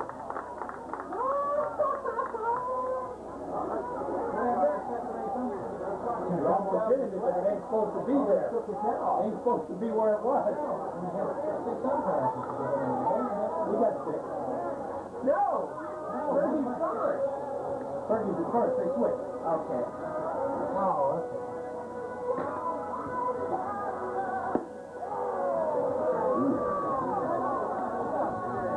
You got 2 down the line and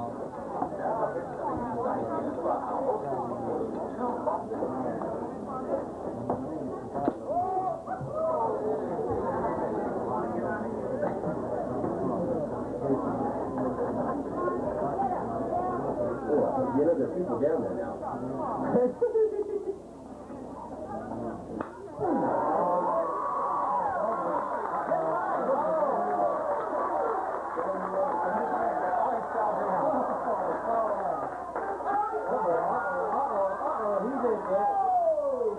Double, out of third, double, Montgomery. Double for Mike Montgomery. In the field and was trying to set the three high. However, not before. 2 alumni runs scored. At Vaccaro, who had single, and also 2 runs scored on that play. Single. Scored now. 4 in the inning. The fifth for the alumni after 2 were out. Vaccaro single, the Roman single, and then the ringing double, the left center by Mike Montgomery. Played 2 runs, so in the inning, 3 runs. Pursuit, a 62-63 performer for post 33, and his first pitch to Michael Nodianis is high for a ball. Nodianis, Bartimus, and Mettenberger, the 5, 6, 7 hitters for post 33. The 102 pitch is high for ball 2. So, walks have hurt the alums as 5 straight walks back in the 3rd inning plated the 3rd and 4th runs without the benefit of a hit for the youngsters. The Suit's next pitch is also high, and it's 3-0 to Nodianis, who is 1 for 1, a double and a walk. He scored a run. Big Mike Pursuit winds.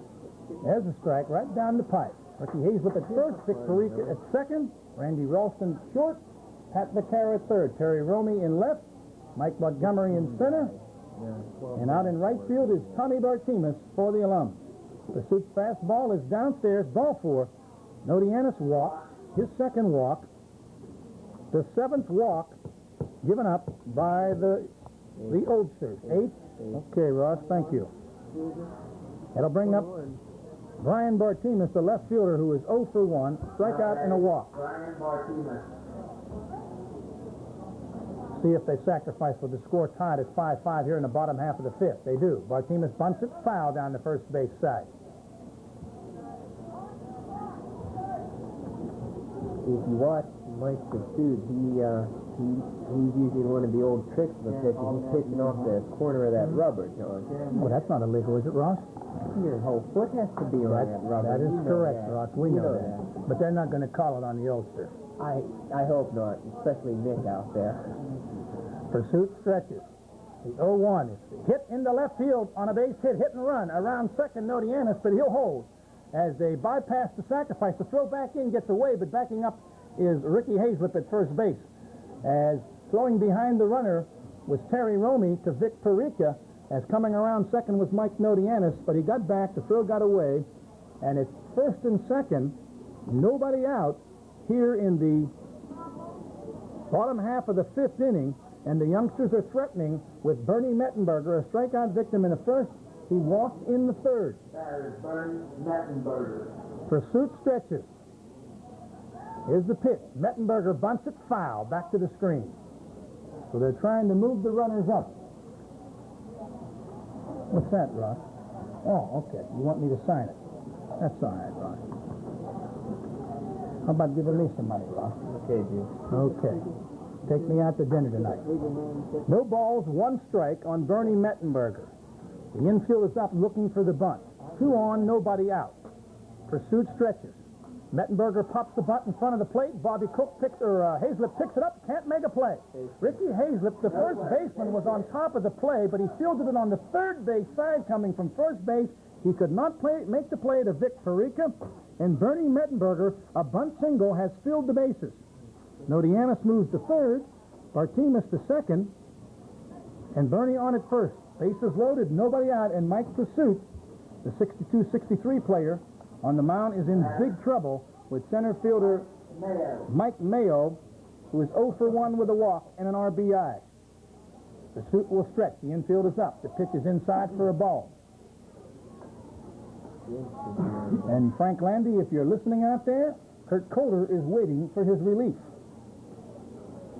Pursuit checks the runners. Here's the stretch. The pitch. It's a called strike. 1-1. Bases are jammed. Nodianis at third, Bartimus at second, and Bernie Mettenberger at first. On deck is Inch Clark. Pursuit's pitch, high, 2-1 to Michael Mayo. Ralston and Perica backing the pitcher up on every toss back by catcher Timmy Bartimus. Evidence of good coaching in their previous years. Pursuit using the stretch. Fastball is popped up to the right side. Maybe room for Ricky Hazlip. He's traveling over there near the dugout and makes the catch on the warning track in front of the dugout. The first out of the inning, as it was no infield fly because it was a foul ball. Mayo pops to Hazlip. 1 down in the inning. Pursuit trying to dig himself out of a jam. Bases loaded, 1 out. Inch Clark will be the batter. 5-5, bottom half of the fifth, as the alums played a 2 in the top half of the fifth on Mike Montgomery's ringing double to left center. Pitcher Dave Clark, the batter, also plays the infield and the outfield. Let's see if we might have a squeeze play in order here. Clark, a good bunter. Usually batted leadoff for Big Red this year. Pursuit again stretches. His fastball is swung on and missed. So Pursuit ahead of the count, trying to dig himself out of this jam, which has Nodianis on third via walk, Bartimus on second with a single, and Bernie Mettenberger at first on a bunt single. The infield is up. The pitch, swung on and missed, strike 2. So Mike Pursuit using exclusively fastballs, trying to keep the ball down on the younger post-33 players. On deck is catcher Johnny Baldwin. He's got a single and 2 runs scored. Pursuit gets his sign from Timmy Bartimus. Here's the pitch. It's up high. Just high. 5-5, bottom half of the fifth. If you're tuning in late, the Pirates went down to the Cubs 3-1 in Chicago. The game ended about 10 minutes ago. Here's the stretch. The pitch is popped over the screen on the right side. So the count holds at 1-2. Final score, Pirates beat the Pirates 3-1.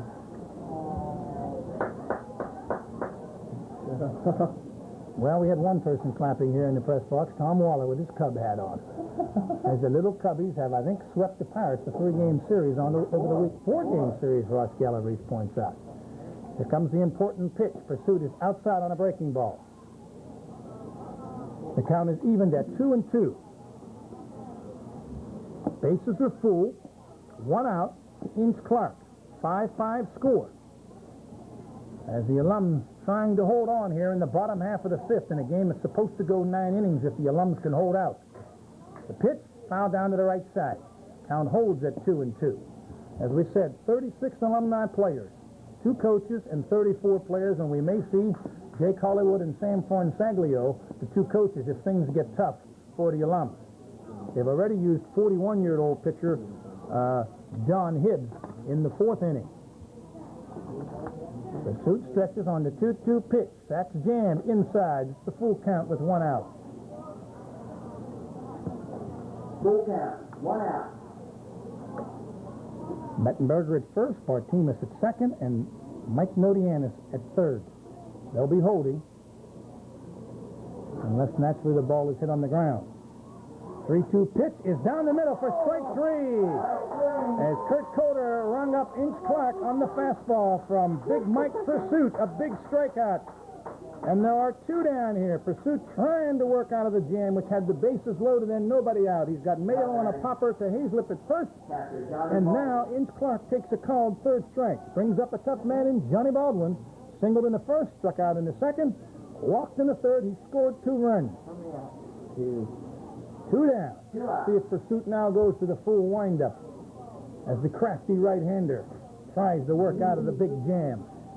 Working into shape here, then. But he'll stretch again. Fastball inside. Baldwin with a very good eye will make Pursuit throw it over. 5 walks in the 3rd inning, plated 2 runs without the benefit of a hit for post 33. They had taken a 4-2 lead at that time. But the Alums have come fighting back and have tied it on a Mike Montgomery 2-run double in the 5th. As the pitch, Baldwin falls it back to the left side. 1-1's the count. Tell you, that doesn't look like, you sure that's not Kenny Peterson in there catching? Is that still Timmy Bartimus? Is that Dave Morelli? Excuse me, we've got a new catcher in there. I forgot to mark it down. David Morelli, Catholic Central and West Liberty, doing the catching now for post 33 as he hangs the sign, and here comes Mike Pursuit's 1-1 pitch. Fastball just outside, 2-1. As we had some whistles out there thinking it might have caught the corner. Dave Morelli, 77, 78, and 79 for post 33. 2-1 to Johnny Baldwin. Bases jammed with youngsters. 5-5, bottom of the 5th. Here comes the stretch. There's the pitch, and Baldwin hits it down to 3rd off of Vaccaro's chest. He picks it up. He throws on to 1st, not in time. The run will score. Hazlett's throw back to 3rd, not in time, as Randy Ralston puts the tag on Bartimus. However, a run is scored. The tie has ended. It's an error on Pat Vaccaro as the ball came off of his chest. Nodianis plates the tie-breaking run. It's 6-5. The bases are still loaded, and that'll bring up Butch Rory, the 3rd baseman, who is 1 for 2, a single, an RBI, scored a run, and has a sacrifice to his credit. 2 down here in the bottom half of the 5th. As Pursuit almost worked out of the bases loaded, no out jam. Pitch is inside as Morelli makes a good stop of the ball. Ball 1 on the batter, Butch Rory. So we've had 2 hits, a walk, and an error, plating 1 run for the youngsters. The 0-1 pitch is just outside, and it's 2-0 to Butch Rory.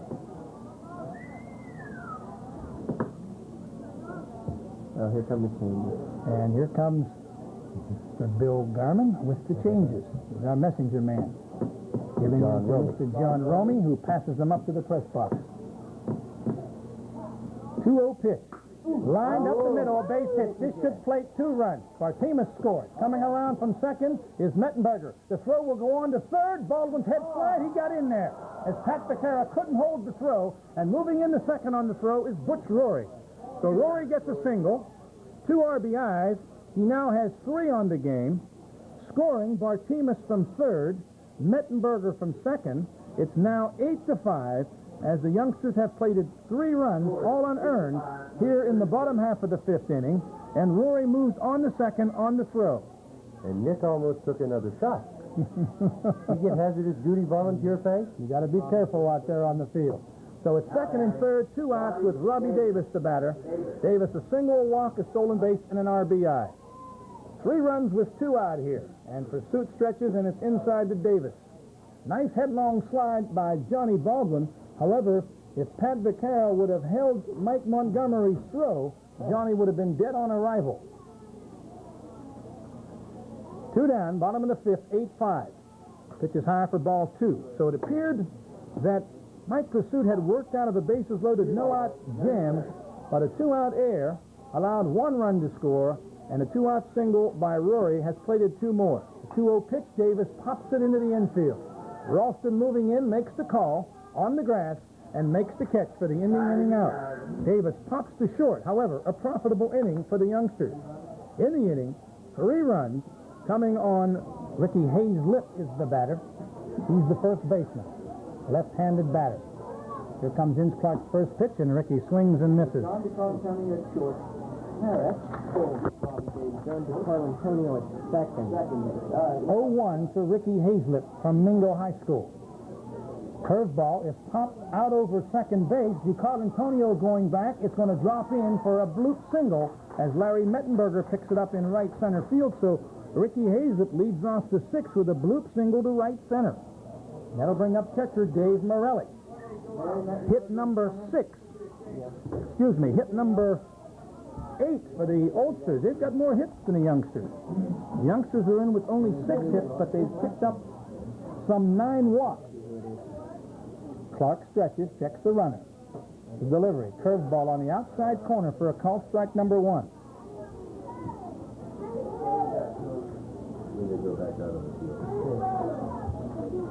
Clark stretches, gets the sign, and Johnny Baldwin with the curveball that's inside. It's 1-1. Hayes-Lip at first, nobody out here in the top half of the 6th. With the youngsters leading the alums 8-5, plating 3 runs in the bottom half of the 5th with 2 out. 1-1 pitch, a low for ball 2. 2-1 to Dave Morelli with Big Mike Pursuit on deck, so he'll bat in his spot, and Scotty Taylor will pitch the bottom half of the 6th for the alums.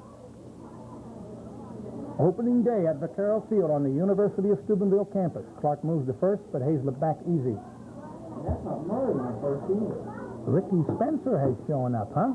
He'll be the next left fielder for the veteran. Clark stretches. The 2-1 delivery. Chopped down to third base. Rory picks it up. He'll go across the diamond in the dirt, and it's not scooped up by Michael Florak. It gets away. Air 5. Hayes-Lip around third, and he will attempt to score, and he will score. And moving all the way around to third is Dave Morelli. So Dave Morelli, and now he's trying to come home. He dives in there, and they got him. The throw got away, and Dave Morelli with a headlong slide is rung up by Kurt Coulter as Ince Clark raced and made the tag. Good hustle by Morelli, but he was out of there as he gets a handshake from about 7 or 8 alums. Ralston, Coulter over there, Vic Perica saying, nice hustle there, fella. So Hayes-Lip will score the 6th run. Morelli reaches on the air. It was a throw into the dirt on third baseman Rory. He goes all the way around to third. The throw to third got away, and then Morelli tried to score, and he was thrown out. Third baseman Butch Rory to pitcher Ince Clark. 1 out in the inning, and Mike Pursuit's the batter. That's Michael Florak, I think, at first base, who tried to scoop that low throw into the dirt, but wasn't able to. First pitch from Ince Clark to Mike Pursuit is outside for a ball. 8-6 here in the top half of the 6th with Vic Perica on deck. The wind by Clark is low for ball 2. 2-0 to count. Mike Pursuit, 62-63 performer. The second oldest player in this game as he swings and misses. The oldest was Don Hibbs, who preceded Pursuit to the mound. I give a lot of credit to these alums for coming out. 34 players, and Jake Hollywood and Sam Fernsaglia also players doing the coaching. Pursuit fouls one into the dirt at home plate. 2-2 to count on Mike Pursuit. 8-6 to score. 1 out here in the top half of the 6th inning. I see they're just playing around. The wind by Clark. The 2-2 delivery. Curveball. Check swing back to the mound. On 2 hops, Clark on to Florax. Second out of the inning. This pursuit bounces back to the mound. A run in, 2 down, and Vic Perica the batter. Now batting, Vic Perica. Vic playing at second base. Replaced Chip Coulter. Rick Spencer will be the next left fielder. On deck is Tom Bartimus. As Clark winds with 2 out. Curveball is popped right over the press box. As Vic had a good cut at it, but didn't get it all.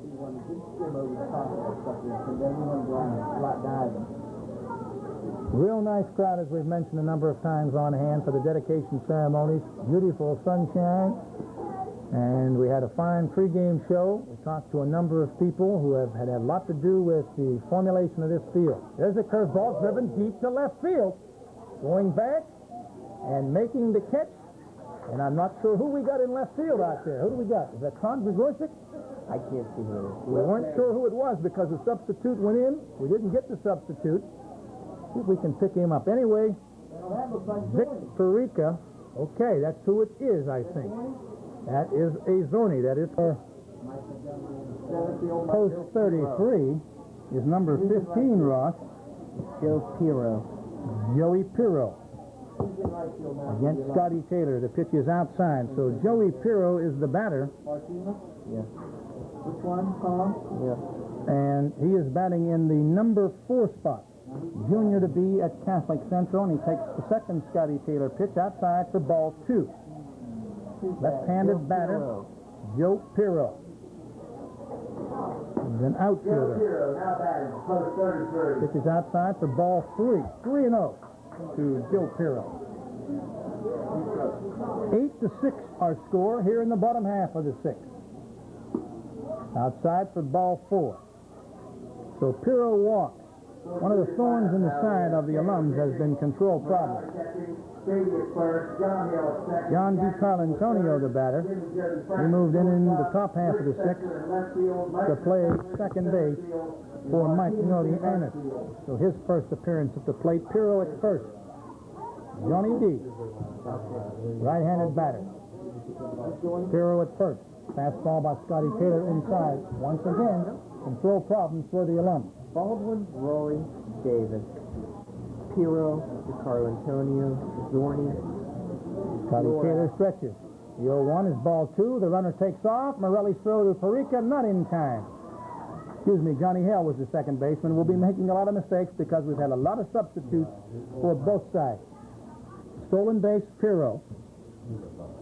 2 balls on the batter, DiCarlantonio. Pirro at second with nobody out here in the bottom half of the 6th. As our scorecard has many marks on it. Now it's at DiCarlantonio. Chuck Watt coaching third. Red Coulter down at first. Hollywood's on the other side.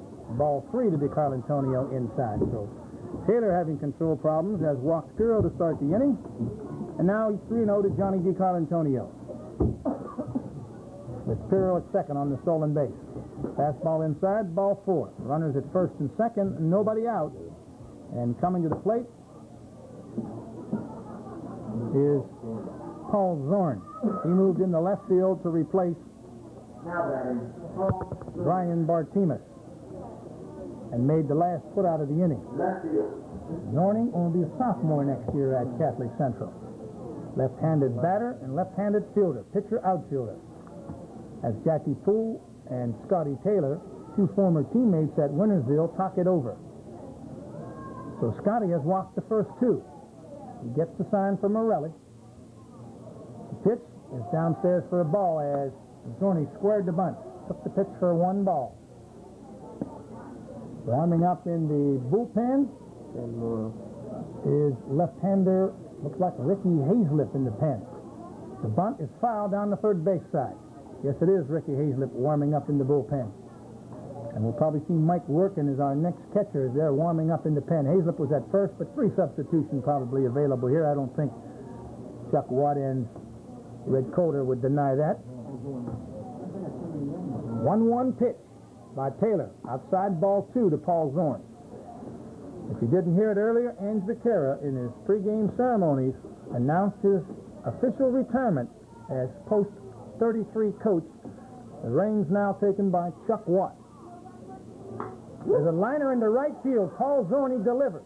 The ball's picked up by Tommy Bartimus. Chuck Watt will hold the runner. The throw is cut off by Billy Beatty between home and first. The bases are loaded as Paul Zorni delivers a shot to right field. Pirro stops at third, DeCarlo Antonio at second, and that'll bring up... Is that Michael Florak? It looks like him. 26. Okay. Florak. He had batted earlier as a pinch hitter. He batted for McCutcheon. And he batted for McCutcheon and grounded out to second, so he bats now for Mayo, and he's playing in right field with the bases loaded and nobody out. Taylor stretches, the pitch is high. I have Florak for Bernie Mettenberger. Okay, good correction. Florak is in for Bernie Mettenberger. Thank you, Ross. The 1-0 pitch is in the dirt, blocked nicely by Morelli, and it's 2-0. Bottom of the sixth. And the youngsters, with the bases loaded for the second straight inning, and nobody out. Last inning, they waited till 2 were out after loading the bases with nobody out. Then an error opened the gates for 3 runs. Now they've got the bases loaded again. The infield is up on the grass. And Scotty Taylor stretches. The delivery, Florak cuts and misses. 2-1 the count. My, oh my, oh my. Refreshments have arrived again. Thank you, sir. Morelli hangs the sign, and Scotty Taylor looks at it, and here's the 2-1 pitch to Florak. He cuts at it and fouls it off. It's 2-2. As Tom Day brings the refreshments, and I'm going to gain a lot of pounds drinking all this Pepsi-Cola, Tom Day.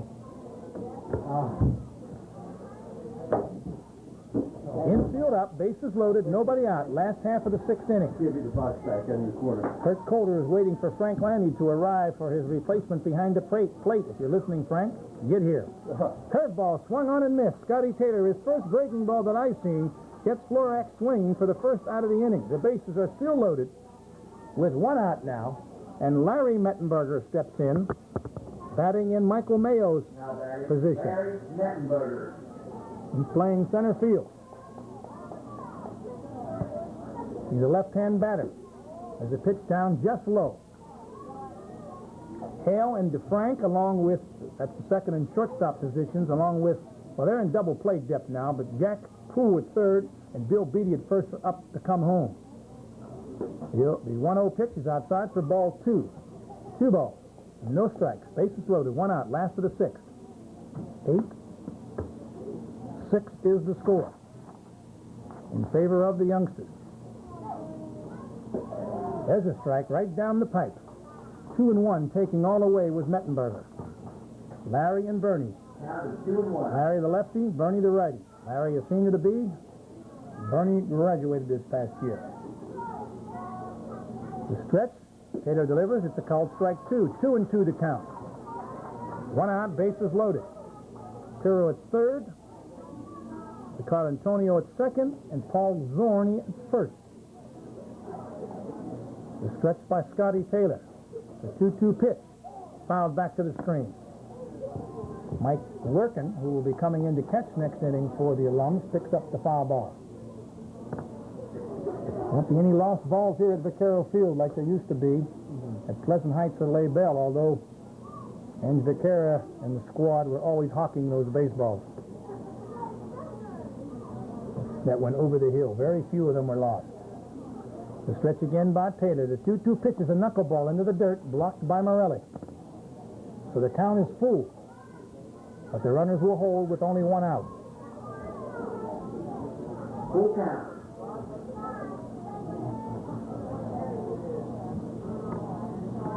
Here comes the payoff delivery from Scotty Taylor. It's way up high, and it's ball 4, and Larry Mettenberger gets an RBI on the bases loaded walk, the third walk of the inning. Pirro scores. DeCarlo Antonio to third, Zorn to second, and Taylor at first. And that brings up Inch Clark, who took a called third strike back in the 5th inning with the bases loaded. So Inch would like to do something this time. Batting the bottom of the sixth now, Dave Clark. So in the inning, we've had 3 walks and a single. 1 run has scored as Chuck Watt talks with Inch Clark down the third baseline. Delivery, just high.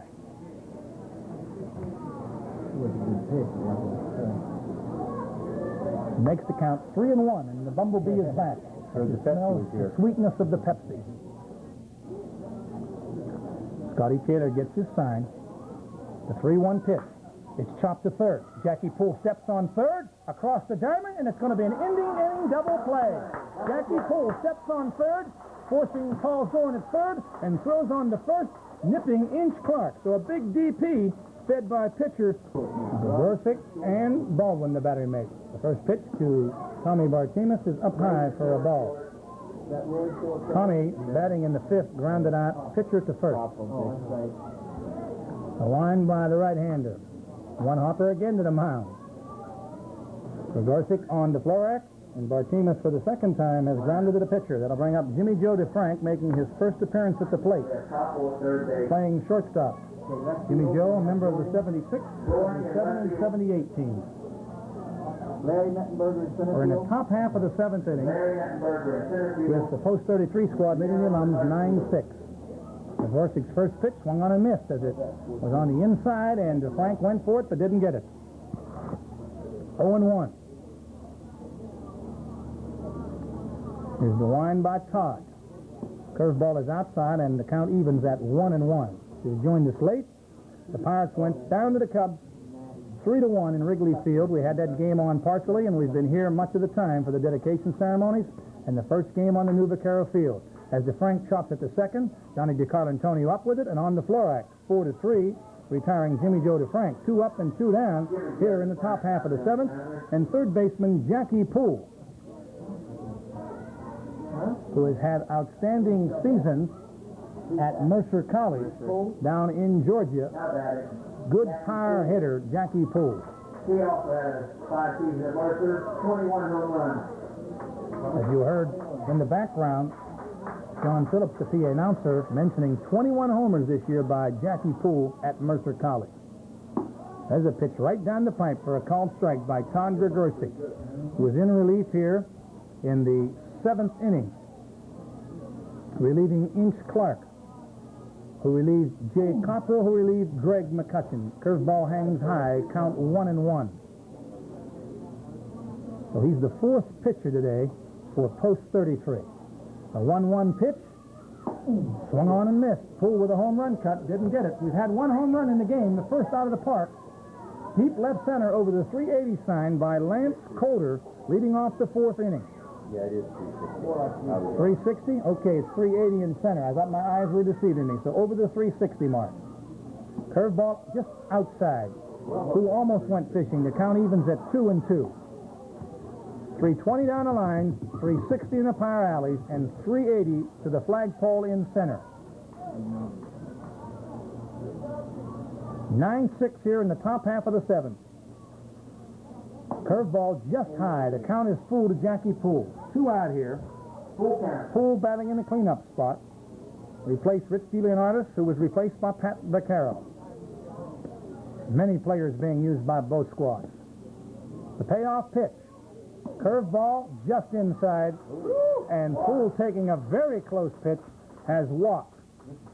One of the few walks, well, 1, 2, 4 walks now given by post 33 players. Ricky Spencer now the batter.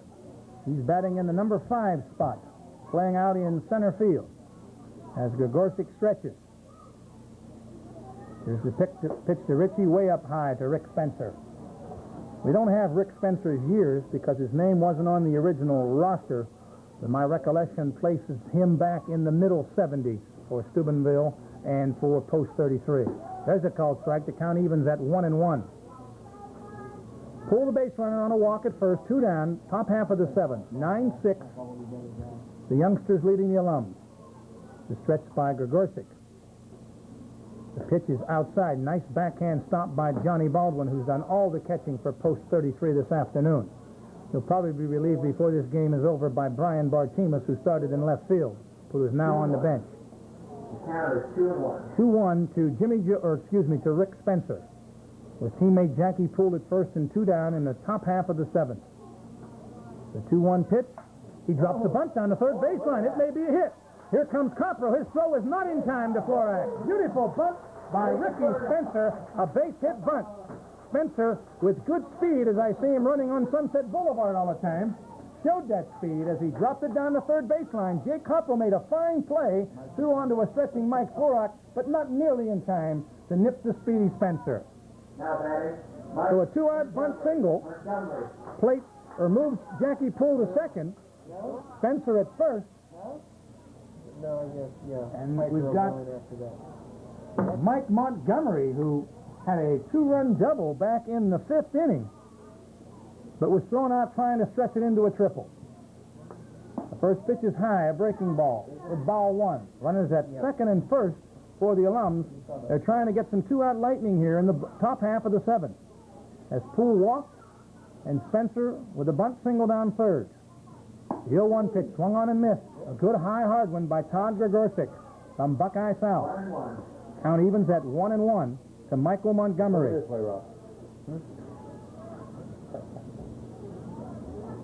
The stretch, the 1-1 pitch, curveball popped up to the right side and out of play into the bullpen.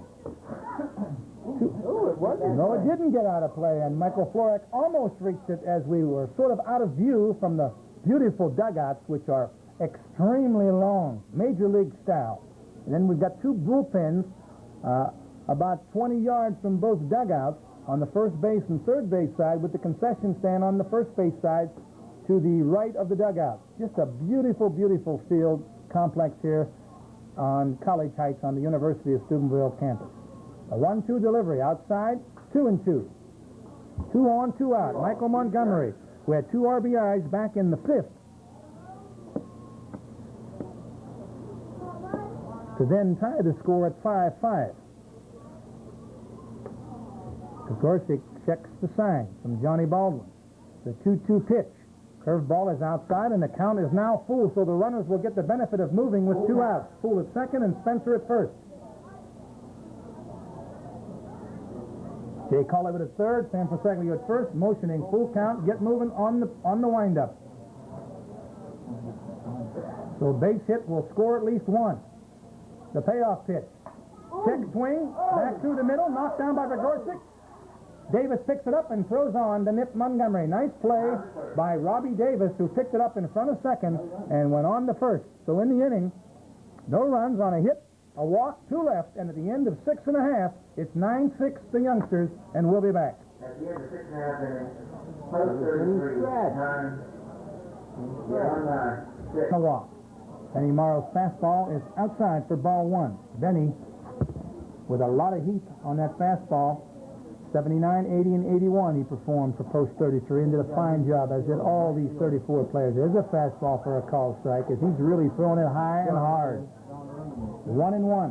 John Romey in right field. John Romey has checked into right field, and Jeff Romey has checked into center field for the Alums. Pike Romey and John Romey. There's a call strike 2 on the outside corner by Benny Morrow. He struck 3 fastballs, 1 and 2 to Johnny Baldwin. So Jeff Romey in center and John Romey in right.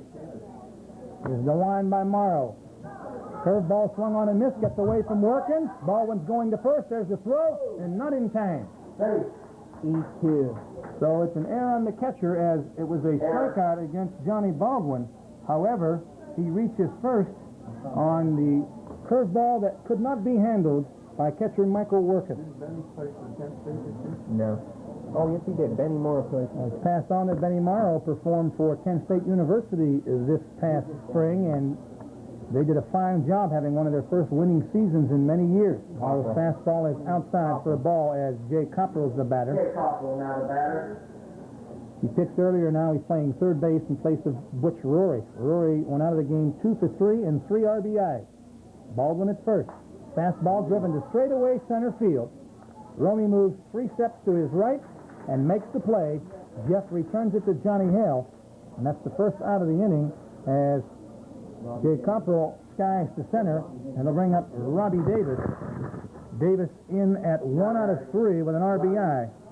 Singled, walked, and stole a base. On deck is Joe Pirro. First pitch is a fastball down low to Robbie Davis from Benny Morrow. Baldwin at first with 1 out. Reached after his third strike was lost by catcher Mike Workin on the air. He's moving. The pitch is a called strike. Workin's throw is not in time, and Baldwin steals the base. He's at second with 1 out to count 1-1 to Robbie Davis. Stolen base number 5 for the youngsters. As Ross Calabrese earlier pointed out, they're running on the oldsters. Just trying to get that base stealing technique down. 1-1 to Davis. Morrow's pitch is outside, and it's 2-1. We're in the bottom half of the 7th. Opening day for post 33. They're playing the Alumni. They lead it 9-6. The stretch and the pitch. Swung on and missed by Davis as he went fishing on the outside and didn't get it. 2-2 to count. Robbie Davis, 6 foot, well, they say he's 6'2". I think he's a little bigger. Hasn't declared where he's going, whether it's for basketball or baseball, but he'll be going somewhere in September. The 2-2 delivery by Morrow outside, and the count is full. Baldwin at second, 1 down here in the bottom half of the 7th inning. The flag now limp in center field. Beautiful Sunday afternoon. The pitch lined right up the middle for a base hit. Baldwin around third. He'll score easily. The throw will be cut off by Billy Beattie as Baldwin scores run number 10. Davis with the single up the middle, his second RBI and second hit of the game. And it is now 10-6 in favor of the youngsters. And Joey Pirro to the plate. He walked back in the 6th, his first time at bat, scored a run and stole a base. So Davis went right with the full count pitch up the middle. 1 down in the bottom of the 7th. John DiCarlantonio on deck for post 33. Davis a threat to steal at first, held closely by Billy Beattie. Morrow's fastball is swung on and missed by Pirro, 0-1. Pirro batting in the number 4 spot, vacated by David Murray.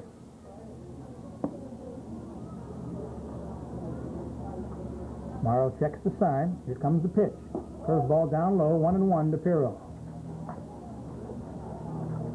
Infield a double play depth. Hale at second, and Davey Murray at short. Who up tight at third. The stretch by Morrow. Fastball is chopped to short. Rare up, on to Hale for 1. His pivot on the first, not in time to nip Pirro. So Pirro on with the fielder's choice. Davis retired 6-4 for the second out, and that'll bring up John DiCarlantonio, 2 down here in the bottom half of the 7th inning. And John DiCarlantonio, who walked back in the 6th, playing second base, replacing Mike Nodianis, is the batter, with Joe Pirro at first. Morrow stretches. Fastball is popped straight over the press box. That's right. Paul Zorn is on deck. DiCarlantonio checks the sign from Chuck Watt. Let's see if Charlie's got Joey Pirro running. He stole a base back in the 6th. Comes the pitch. He's moving. It's a called strike. The throw to second's going to be close. Throw gets away into center field, but Johnny Hale backing up prevents any further advance by Pirro. So Pirro steals his second base. It was a close play. The throw from Michael Workin sailed a little bit. It would have gotten there in time, but it was not held. And stolen base number 2 for Pirro, and the 7th for post 33 in the game. A runner in scoring position, 2 out, and DiCarlantonio the batter with a count 1-2. Morrow stretches. Curveball is chopped to short. Rare waits on it. He guns on the first. The throw gets away. Coming around third, and scoring will be Joey Pirro, and moving on to second on the air is John DiCarlantonio. Air on Rare, the second of the inning. Coming around to score is Joey Pirro, the second run of the inning. It's now 11-6 in favor of the youngsters. So the alums coming unglued here in the 7th with 2 errors. Both could have been out So there's already been 4 outs in the inning if you're figuring that way, but there's only 2 as Paul Zorn takes the pitch high and tight for ball 1. Now batting, Paul Zorn. Paul Zorny walked. Paul Zorny singled into right field his last time up, which loaded the bases as he takes another pitch inside. He's only going to be a sophomore next year at Catholic Central. A lot of potential in lefty Paul Zorny. Morrow stretches, checks the runner at second, swung on and missed by Zorny. The count is 2-1. Bottom of the 7th, as the youngsters have plated 2 runs in the inning. 2 down with the Carl Antonio with a good lead at second. The fastball is up high, and it's ball 3. 3-1. 3 balls, 1 strike. Paul Zorn. Paul Zorny replaced Brian Bartimus in left field back in the 6th inning. Morrow pitching. Morrow stretches. Here comes the 3-1 pitch. Inside, ball 4. Morrow's first walk, and the 12th free pass by the Alumni pitchers. First and second, 2 down. Carl Antonio at second on the air, Zorny at first on the walk, and Michael Florax, the batter. Struck out his last time up. He's playing first base. 2 on, 2 out. Pitch, inside, ball 1.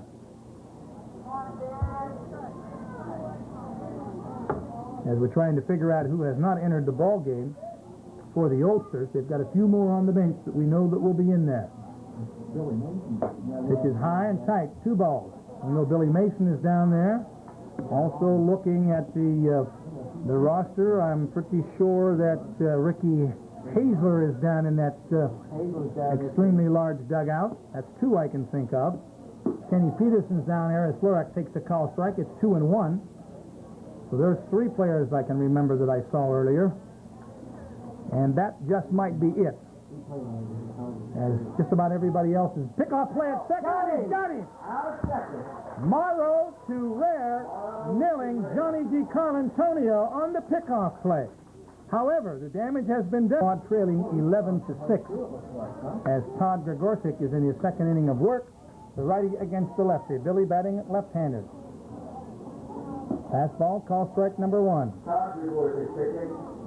Billy, an outstanding performer from last year's state runner-up squad for post 33.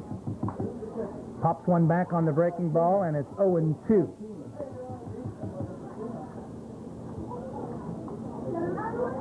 On deck for the alums, catcher Mike Workin. So Billy Beatty behind in the count. Righty Todd Gregorczyk from Buckeye South High School. He and teammate Jay Copperell, both used as pitchers in this game. The 0-2 delivery. Swung on and missed. Foul tip caught by Brian Bartimus. First strikeout for Todd Gregorczyk here. The leadoff man, Billy Beatty, goes down on strikes in the top half of the 8th. That'll bring up catcher Mike Workin. Now batting, Mike Workin. Like Ricky Hazlip will be the next pitcher for post 33, and Kenny Peterson's going to move into left field for the alums. Gregorczyk's curveball just hangs inside for a ball to Michael Workin, big, strong catcher. Also was an outstanding defensive end for Wintersville High School on the football squad. Pitches inside for ball 2. 2-0 to Mike Workin. On deck for post 33, it looks like Kenny Peterson. The pitch is outside for ball 3 to Michael Workin.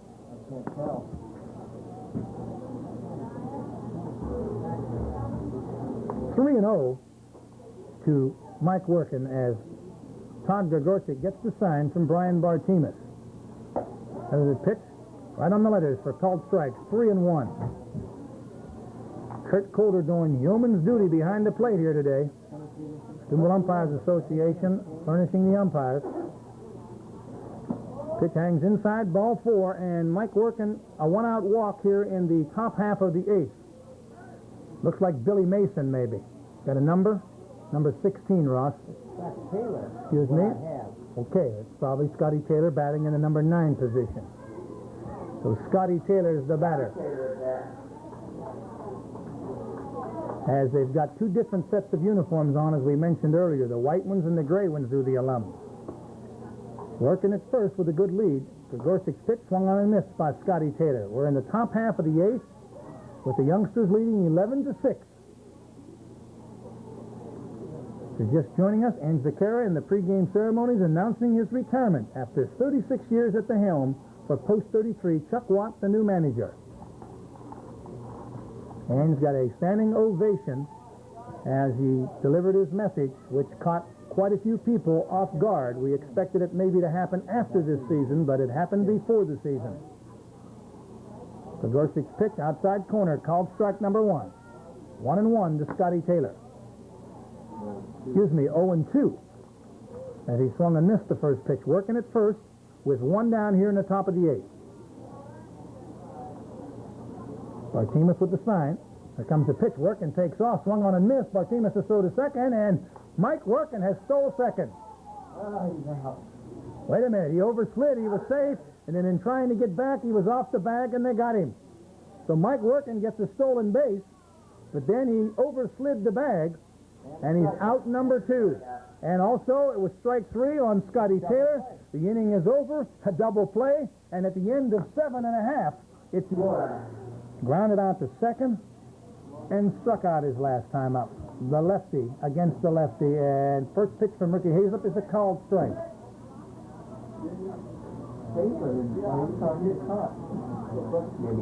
Here comes the wind. Beautiful breaking ball, driven between the hole between first and second. Billy Beatty, a nice play on to Ricky Hazlett for the out. If you're scoring with us at home, 3-1 on the play. Real nice play as Ricky Hazlett got over to cover first. Billy Beatty, the lefty, gloved it in the hole and flipped on to Ricky for out number 1. 1 up and 1 down here in the bottom of the 8th. And this is not, or is it, Larry? Yes, it is. Larry Mettenberger is a switch hitter. Switch hitting center fielder. Pitch is down low for a ball to Larry Mettenberger. Larry walked his last time up. The wind, curveball, low into the dirt, gets away from Workin and back to the screen. Count evens. The count is 2-0. Todd Gregorcik, the pitcher, is on deck.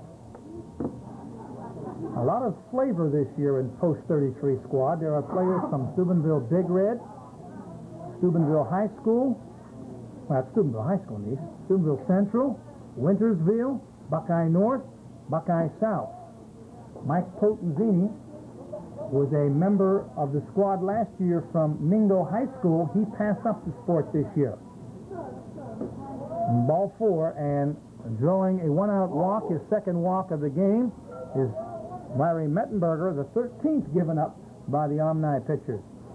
Talking with Mike Potenzini, he plays football, basketball, and baseball.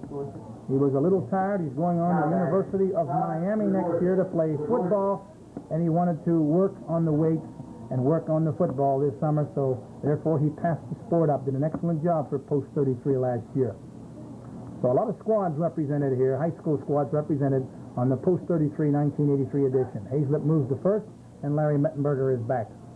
Todd Gregorcik, the batter, hitting in the number 9 spot. Pitched the last 2 innings for Post 33. Good lead by Mettenberger. Hazlett goes to first again, and Mettenberger dives back in. You have to watch the lefties. They've got the advantage. They're looking right at you, and they kick that leg up. And the umpire has to also watch for the buck move. And Hazlett once again moves to first. If the throw would have been down, it would have been much closer. Billy Beatty puts the tag on. The throw was high. And they've got Mettenberger hitting the dirt. Larry, a good base runner. Edges off. Here comes Hazlett's pitch. It's high and outside. Gets away from Workin on the pass ball. Larry Mettenberger moves to second. Pass ball. So Mettenberger at second, 1 down, bottom of the 8th. Todd Gregorcik, the batter. 11-6. The youngsters here in the opening game at Vaccaro Field. Just can't wait to come up here for a night game. I've played under the lights, but I've never done a ball game under the lights as an announcer. Played an umpire under the lights. It should be a beautiful sight at night, as you've seen the picture in the Steubenville Herald Star. Here comes the 0-1 pitch, a let up, popped up to the second base area. Johnny Hale makes the call, shades his eyes, and makes the catch. Out number 2 as Gregorcik punts to Johnny Hale at second base. 2 down with Mettenberger at second. And that'll bring up the top of the order, Brian Bartimus, who moved into the catcher's position after playing the first 5 innings in left field. Martinez, the right-handed batter, against the left-hander Ricky Hazlett. As it's let up, it's popped up to short. Davey Murray makes the call. So the last 2 pitches have been pop-ups for the infielders on change-up. Martinez skies to short. And in the inning, an easy one for lefty Ricky Hazlett. No runs, no hits. There was a walk, 1 left. And at the end of 8, 11-6, the youngsters. At the end of 8. Mr. Bill Garman, this says everybody bats this inning, regardless of how many outs there are. That's for the alums. Those that haven't batted. Kurt Calder has been doing yeomanship duty behind the dish. He did a 10-inning game in Toronto as the Toronto Legion lost a tough one to Marietta yesterday, 5-4 and 10. Benny Morrow's the batter. 1-1 is the count to Benny. I don't know, John. I think they just let him go until... 1-1 to Benny Morrow. 11-6 here in the top half of the 9th inning in favor of the youngsters. 1-1 pitch from Mettenberger is drilled in the left field, down the line. That should be extra bases. Bounces up against the fence. Benny Morrow will pull into second with a stand-up double. So Benny Morrow rips one down the left field line, took 2 hops into the fence, and he's at second with nobody out. Johnny Hale's now the batter. Now batting, John Hale. So credit Morrow with a double. That's the 3rd extra base hit of the game. Excuse me, the 4th extra base hit of the game for the old-timers. Call strike to Johnny Hale. Lance Calder ripped one over the 360 sign in left center back in the 4th for a home run. Chip Calder, Chucky Doherty, and now Benny Morrow hit doubles. The 1-0 pitch, Mettenberger's breaking ball hangs high. Johnny Hale from Toronto, Ohio. Second baseman. 1-1 pitch. Curveball in the dirt. Nicely blocked by Brian Bartimus, holding Benny Morrow at second. The infield for post 33 here in the 9th. Jay Copper at third. Rob Davis at short. John DiColantonio at second. And Mike Florak at first. 604. Morrow at second. Nobody down here in the top half of the 9th. Pitch. Fouled at the plate. As the pitch handcuffs John Hale with a fastball on the inside. 11-6, your score in this Alumni Post 33 opening game. The dedication of the Vaccaro Complex field here at the University of Steubenville. The crowd has thinned out, but there was an excellent crowd here earlier. Mettenberger checks Morrow. The curveball is punched into right field. Coming on is Joey Pirro. He makes the catch and gets it back into John DiColantonio. Joey Pirro, having a little bit of trouble with the sun, made a fine play as he pulled it in. Hale pops to right. 1 down here in the top half of the 9th. And who do we got up, Ross? Johnny Romey? Johnny Romey, the right fielder. John Romey. We had, I think, at least 3 or 4 Romeys in this game today. Jeff Romey, John Romey, Terry Romey, and Steve Romey. Steve and Terry brothers, John and Jeff brothers. All from the Toronto area. Mettenberger checks Morrow. Comes the pitch. And there's one driven to deep left. This ball may be out of here. Going, and gone. Johnny Romey kisses one to straightaway left field off of Bernie Mettenberger. And the second 2-bagger, or the second 4-bagger, hit by the alum. No doubt about that one, folks. What do you think, Pop? Johnny Romey went downtown. And he is surrounded by a host of alumni players. It is now 11-8. So Benny Morrow with a rip to left for a double to lead the inning off. Hale punched one to right for an out. But now Johnny Romey went downtown. 11-8 with 1 down. Davey Murray, the batter. Played for Cornell University this year. Takes the breaking ball inside. Here's the sophomore, Cornell University. So the youngsters have saw the oldsters hit 2 out of the park. The 1-0 pitch from Mettenberger is driven into right center field. On his horse is Larry Mettenberger. Over the shoulder catch, he dives, and he held the ball. Great play by Larry Mettenberger in right center field, robbing Davey Rare of at least a double. So the Mettenberger boys, Bernie pitching, and his brother Larry in center field. The lefty was running to his left, so he had to reach across his body and made a great over-the-shoulder catch as he hit the ground, tumbled, and came up showing the ball. John Angelica making the call. The next batter is Kenny Peterson. He pops one back near the screen. Brian Bartimus over near the third base dugout. The ball goes out of play. So Kenny Peterson, the hitter. Kenny was a catcher back on the 76 through 78 squad, and a very good one also. I remember the first Legion tournament I did down in Athens. Kenny was the catcher. That's when I fell off the chair and disconnected the phone. Well, hopefully we don't have any phones to use anymore. The 0-1 pitch from Mettenberger. Fastball, punch into deep right center field. Larry Mettenberger going over. He's taking charge, and he makes the catch. That's out number 3. However, in this inning, everybody for post 33 alums that hasn't batted will get their opportunity to bat.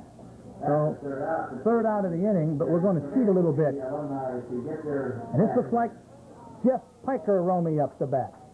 Jeff Roby now batting. So we're starting all over again with the score 11-8. Bernie Mettenberger winds. The fastball is in the dirt, scooped up nicely by Brian Bartimus. We're in the top of the 9th. It's 11-8. I'm not sure how many other batters we have. We have 2 standing on the on-deck circle here for the alums. They're all going to get one lick at it. Curveball, chopped into the hole. Davis gloves. He'll have to hurry. His strong throw to Florak gets through. A rounding first and heading for second is Piker Romy, and he will move into second uncontested. I'm going to have to rule a hit on that play and an error on the throw. What do you think, Ross? Official score. Okay, Tough play in the hole. all right, you give me Good runner? Oh, boy. Boy, you're generous today, Ross. You bought that one. Yeah, I bought that one. Why not? It would have been a very close play, so we're going to give Piker Romy the base hit. We're going to call the error. I would say Florak should have had that throw at first, as it looked like it went right through his glove. I'm going to give an error to the first baseman.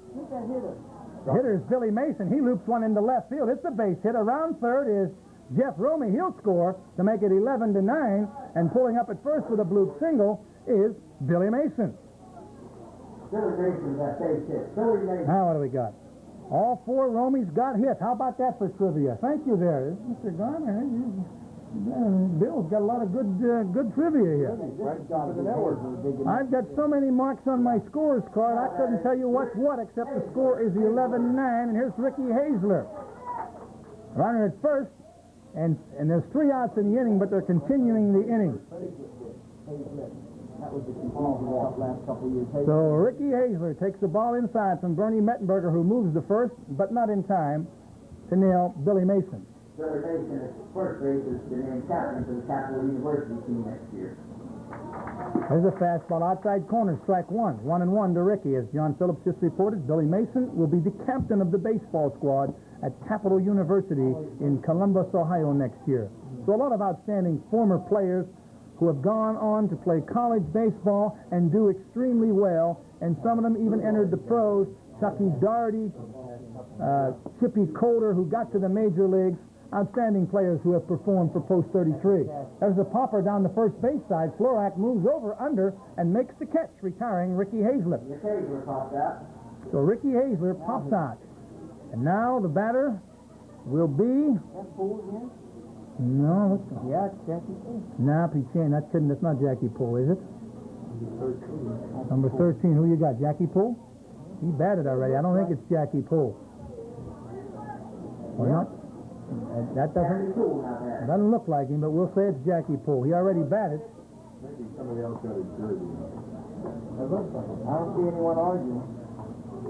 The pitch was outside for a ball from Bernie Mettenberger. Curveball hangs inside for ball 2. I thought Jackie Poole was a little bigger, but we'll call it Jackie Poole.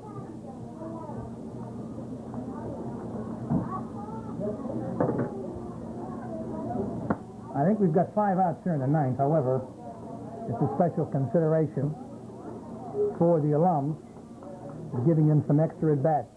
Fastball from Mettenberger is popped up on the right side, coming back near the screen, and out of play. Souvenir baseball. Do you want to bet? Not if Ange Vaccaro is around, it ain't no souvenir baseball. No, sir. There's Charlie Watt moving over.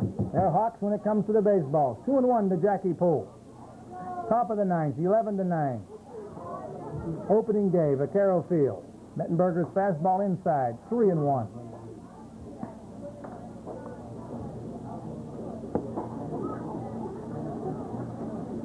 Bernie checks the runner at first. The pitch, Poole drives it into straightaway center field. Larry Mettenberger taking charge. He backs, and he makes the catch. And is this it? I guess it is. We're going to play. We're not going to play the bottom of the ninth, I hope. Coach Kohler's a little tired behind the plate. That should end it. We're assuming it is. The final score on opening day, 11-9, unless we tell you otherwise. We'll be back after these messages. Well, we're going to continue into the bottom half of the ninth with Billy Mason pitching. And Jake Cockrell leads off, and he may have kissed one out of here over the 360 sign. He did. Jake Cockrell went downtown on Billy Mason's first hit. Billy Mason takes his hat off and salutes Jake Cockrell.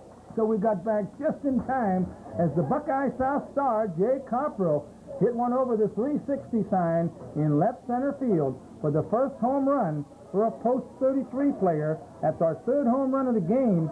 We had Lance Coulter hitting one out. He was the first. Then John Romey in the top of the ninth. And now Jake Cockrell here in the bottom half of the ninth. So Billy threw a nice curveball right up in the wheelhouse. And Cockrell said, good night. Here's Robbie Davis. And Robbie rips one to straightaway left field. Going back, but unable to field it, and it's out of the park. So Robbie Davis with a line shot. I didn't think it was far enough, but it went downtown, and Billy Mason has thrown two pitches. Johnny Hale comes in, and Johnny Hale is going to rub his arm up a little bit. Called the doctor. We didn't think they were going to play the bottom of the ninth. Kurt Kohler, the umpire, said, I don't have any more baseball. So Cockrell with a home run, and Davis with a home run on back-to-back pitches from Billy Mason, who says, what's happening out there? Now who's that? Hero. And brings up Joey Pirro. That makes it 13-9. My God. 2 pitches and 2 home runs. Kenny Peterson went back, but he said, sayonara. That ball was out of here. Back-to-back home runs in the bottom half of the ninth. You got both balls back. Joey Pirro, the batter. Mason lobs one in this time. He used his let-up. He says, my curveball isn't doing me any good. Joey Pirro has walked, got on a fielder's choice, stole 2 bases. He takes a strike. It's 1-1, and he scored 2 runs. So opening day has provided a lot of thrills here at Vaccaro Field. The one by Mason. Pirro drags bunt down the first baseline, but Mason fields it and throws on to Billy Beatty just in time. So Joey Pirro tried to drag a bunt down the first baseline. As a lefty can do that, but he was not able to get it past the pitcher, which you must do, and Mason alertly fielded it and threw on to Beatty. John D. Carlantonio, the batter. Johnny's been on twice. He walked and got on in an air and was picked off a second, so he's 0 for 1. Mason's fastball is popped into short right center field. Coming on is Jeff Romey, and he makes the play. After back-to-back home runs, 2 straight outs, and that'll bring up Paul Zorn. So Mason settling down after his first 2 pitches were taken out of the ballpark. We've had 4 home runs today at Vaccaro Field. Paul Zorn, the batter, singled and walked in 2 trips to the plate. Mason's fastball is outside as it cracks into the glove of catcher Mike Workin. On deck, Michael Florak. Mason gets the sign. Here comes his pitch. Fastball fouled off to the left side. The count evens at 1-1.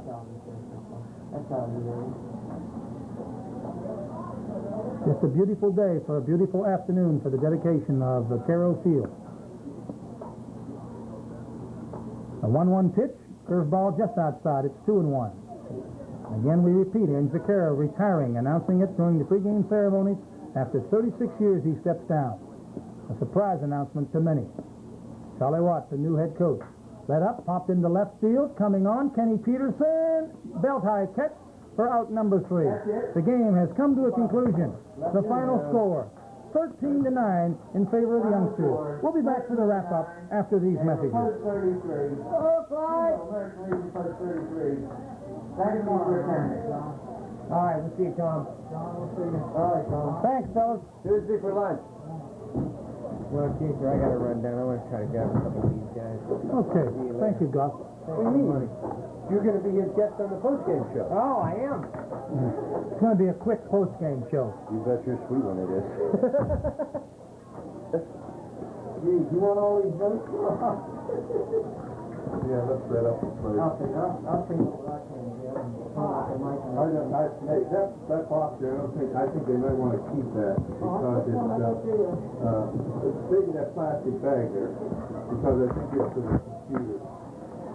Scoreboard. Let's put everything in the plastic bag, you know. All right, that's good. Here, here's a couple more cups. They won't drip in there, I don't think. Thank you, Rick Wojcik. Rick Wojcik and Scotty Feast handling the dials back at the station. The game has finally ended. A 9-inning marathon won by the youngsters by a final count of 13-9. Winning pitcher, in case you're interested, was Dave Inch Clark. The loser, Mike Pursuit. For the winning Post 33 squad, they had 13 runs coming on 11 hits, 3 errors, and 11 left. For the old-timers, let's see, 2, 3. They had 9 runs coming on 12 hits. They committed 2 errors, and they left 8 runners on base. Inch Clark the winner, and Mike Pursuit the loser. In the game, Lance Coulter hit the first home run at this park in the 4th inning over the left center field 360 mark. Johnny Romey then hit the second home run in the 9th inning over the left field fence. And in the bottom half of the 9th, which wasn't supposed to be played but was played, Billy Mason's first 2 pitches were driven out of the park by Jay Copperell and Robbie Davis. 13 runs, 11 hits, and 3 errors for Post 33, 9 runs, 12 hits, and 2 errors for the alums. Clark the winner, Pursuit the loser. We had some fine pregame festivities. And Vaccaro announcing his retirement. Chuck Watt will take over as the manager for Post 33. 36 years of baseball put in by Ange Vaccaro as the head man for Post 33, and he was very humble, and he sort of broke up quite a bit when he was giving his talk, talking about his retirement. We'd like to thank all of these fine sponsors for making this afternoon's game possible. We're talking about the University of Steubenville, Steubenville TV Cable, Saxon Jewelers, Travel Masters, Joe Leonard Auto Broker, Pepsi Cola, Wayne Jewelers, Bonanza, Merle Norman Hairstyling, and Center Video. From Vaccaro Field on the University of Steubenville campus, this is John Neese reporting for Legion Baseball 1983. Once again, your final score, the youngsters 13, the oldsters 9. Stay tuned for more Legion Baseball as the season progresses. Have yourself a nice afternoon.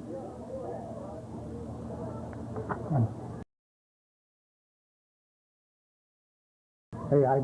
You off the air right now? On a pitch?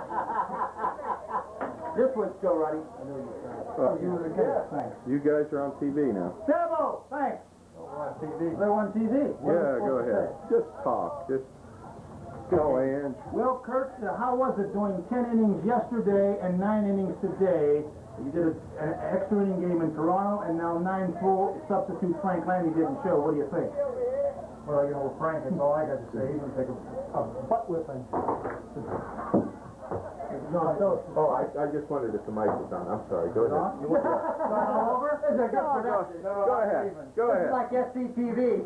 Nick Conte, what would you have to say about that pickoff play at second? Or, you know, it wasn't a pickoff, it was a steal play that you almost got your head knocked off. You want to talk into the cameras here? Am I getting paid for this? Time to go. He ain't supposed to throw it there. That's right, you were in position. There's Tom Sabatino, one of the other umpires, along with John Angelica, who donated their services today. Thank you, fellas. Anything you want to say, Tom? Any tough plays down the left field line? I saw you falling asleep down there. Everything was under control. John, anything you want to say? You almost got nipped by that throw from Mike Wilson on the free game there. Yeah, but I got even when he wanted to call second. That's You did call him out when he overslid second. Was he out or safe? That's the question. We never miss him, right, umps? Right. Well, once again, your final score here from Vaccaro Field in the opening day for the dedication, 13 runs, 11 hits, 3 errors, and 11 left for the youngsters, and 9 runs on 12 hits, 2 errors, and 8 left for the oldsters. Lance Colder, John Romey, home runs for the oldsters, and Jay Copperell along with Robbie Davis home running in the 9th inning for the youngsters.